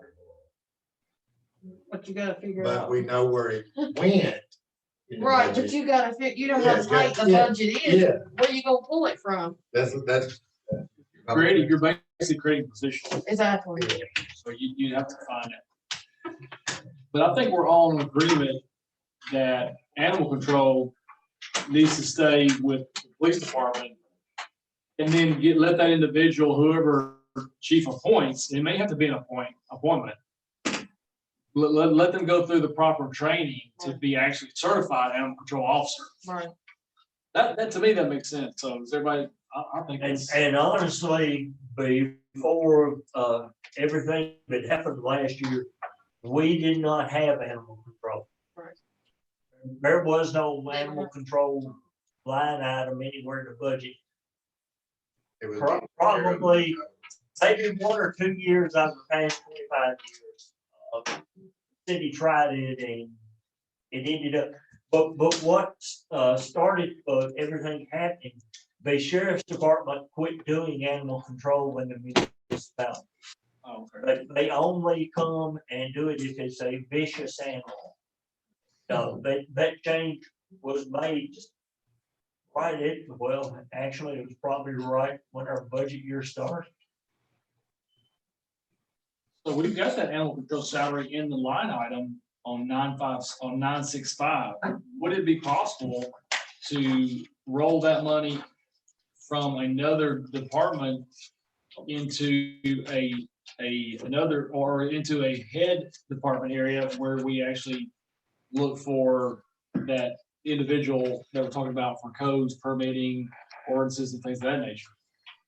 And actually, that was moved over in this budget year for that position. It wasn't there prior to that. So can we have this conversation? Just let me lay it out there and see what y'all think. My thinking is, and if I'm hearing Mr. Brown correctly, and don't let me put words in your mouth, is we might have to, the chief might have to appoint someone in his department he already has employed. Right. To be animal control. And then that's where, and then we won't have to come up with the money to have quote, quote, animal control with police experience or certifications to do that job or whatever it might take. Yeah. So is that what you're? It is, exactly. The only thing we might have to do is, we may have to provide the chief maybe an additional officer, because essentially, but then we may not. I think that's something we could look at. But I think we would definitely have to maybe increase his training budget a little bit for training, because sounds like you already did the homework up ahead in front of us, that we would probably have to quite a bit of the money that we need to be setting aside for the next fiscal budget year to train that appointee, whoever he appoints. Now, animal control, I don't know how many hours. I know we used to have spreadsheets when Amanda Wolf was always on it. And I don't remember there was a lot of hours being dedicated to animal control in the city. It's more ordinances. So we're talking about if you appoint somebody, they may be 95, 90, 99% on patrol, and then 1-2% doing an animal control issue. Right. So we're not talking about a big deal. And so it doesn't require, maybe I'm gonna go ahead and correct myself. It doesn't require an additional, officer. Right. It just requires it to be fully functional in the police department. Here you go, it's your issue, deal with it. Right. If there's a call that comes in, this officer is the one Yeah. that has to go take care of it. Yeah, I mean, that happens all the time, and I mean, there's something we gotta deal with, it's in that department now. And it would be to Chief Jolly's, discretion on who he would Yes, appoint. I think so. I think so too. I mean, I that's. don't wanna know. part of- I don't, We You want tell me as much later. work as we can. Tell me after you hire him. Is that what we're saying? That we want him to appoint someone? with I this do. department to do that? I mean, we're fully staffed. Well, we're not now, but after he hires another employee, he'll be fully staffed back And in. he'll have more than we've had in several years. Right. So I just have Yes, a his hands question. raised. I think somebody said up there that, the call comes in, whoever's next in line for a call goes and gets it. Why does? They're not Um, trying, talking it's a about- so liability. they're working on We're talking about actually doing it right and training someone. It took, I wrote it down last time Amanda gave a report, and it was 35 hours in that month. For In a month. And it was a In the summer whole, month? in the whole month. In the whole month. Last, It report was she on got, October. While we, 35 hours is the month. while we're talking about animal control in this context, let's not forget, Right. I don't want it to seem like we let, previous council, a lot of time, a lot of energy in trying to get some things cleaned up and done correctly. We had two ladies come and speak to that in November. And I think the codes enforcement part is just as important as the animal control. Right, they're both. Yeah, so we're talking about both of them, not just animal control. I don't want it to make it look like we just put to the wayside. And I want to speak about the animal control just briefly. Chief Jolly has been wonderful on this. I mean, because I've had complaints from one certain lady about pit bulls coming, and she has a service animal. And she said thousands and thousands of dollars went into the service animal. So her concern was when she takes it outside, these pit bulls might attack her service animal, and that she depends on that animal. And so I reached out to Chief Jolly, and I want to say I appreciate it because him and Ray went and spoke to the young lady, and as far as I know, the matter has been taken care of. But the lady was really upset because she didn't understand why we didn't have something in place, because she kept calling and she felt like nothing was being done. So I think both of them are equally, But we were saying animal control, saying in police, but we're saying codes enforcement ordinance is falling under this position we're wanting to create. Yes, but. Correct. But in the meantime, we still have. the possibility of To make citizens sure. to Right. make sure. I mean, like I said, we've had people come forth and complain, tell us problems, and I just don't want it to be seen like, well, that's not on the table anymore. okay, so let's resolve what we're gonna do with codes, So building codes, sorry. I think we need to advertise to see if we have some interest. And emphasize that we're talking about building codes and codes And enforcement. ordinance. So all up and ordinance, so write that down, okay? All those together. We have money in the budget. We can't advertise that. As a matter of fact, we probably still have the advertisement that we had 18 months ago. We don't own the paper. Can you read off what's gonna be on our agenda, Keisha? We I was don't know. thinking We don't know. I don't think there's anything we. It's 10 o'clock, We're not- that's it. It's 10 o'clock. We're not gonna discuss it. We're not I got gonna. two items. I got two items. Yeah. The charter amendment Charter amendment, we know that, yep. and then advertising for a codes. Can we put on animal control, be moved to the Department of Police, or is it already? It's already under police. I just need to let him know that he's in charge of it. You just need to let him know to appoint someone. You said we're gonna have Mayor. to vote to advertise. That's That's yours. what it says, right? I mean, we agree that we have to vote to advertise. It's in the budget that John Bradley said. If it's there, then you can do it. We're down to one item. Okay. Yes. So how much money is it though? How much are we? Well, I think our advertisement should be based on experience. Okay. Okay. As long as. I think so. If there's job descriptions for that, make Is sure. Chief everybody Jolly- has- Pass this around. if there's Is Chief somebody Jolly that still on there? hasn't seen No, it. he got off. No. That is the latest job description It's a 30-page job description for a part-time job, so you might already consider that. Will you Mayor, make are you sure gonna let I get Chief copies? Jolly We're know? we're advertising He full needs, time, right? he needs to appoint someone. With your help, I would appreciate it. Okay. I don't know, you still on the phone. I'm gonna take it. I think it does. I think I have to. I think it does. It's You 3 should send me pages. some, and but I don't know. But we're asking for full time, right? Or For we, codes? yeah, I are thought we it gonna was advertise full-time. part? I think we should advertise them and see what combination we get. So advertise both? Well, the thing about it, if you advertise and you get people and you don't have a position to put them in, you're probably never gonna get them to apply. Yeah. So we need to be specific in what we're asking for. Well. So what are we have agreed trying with- for first? If we've agreed we want that person to do both jobs, I think we're going. I think. that's a Yes, full-time job. I agree. I think we should at least try full time and see what we get. And then if we have to go to part, if somebody comes for, if we don't get anything, somebody comes forward and says, I can do Yeah, we can part-time, break it and out. they've got the qualifications, maybe.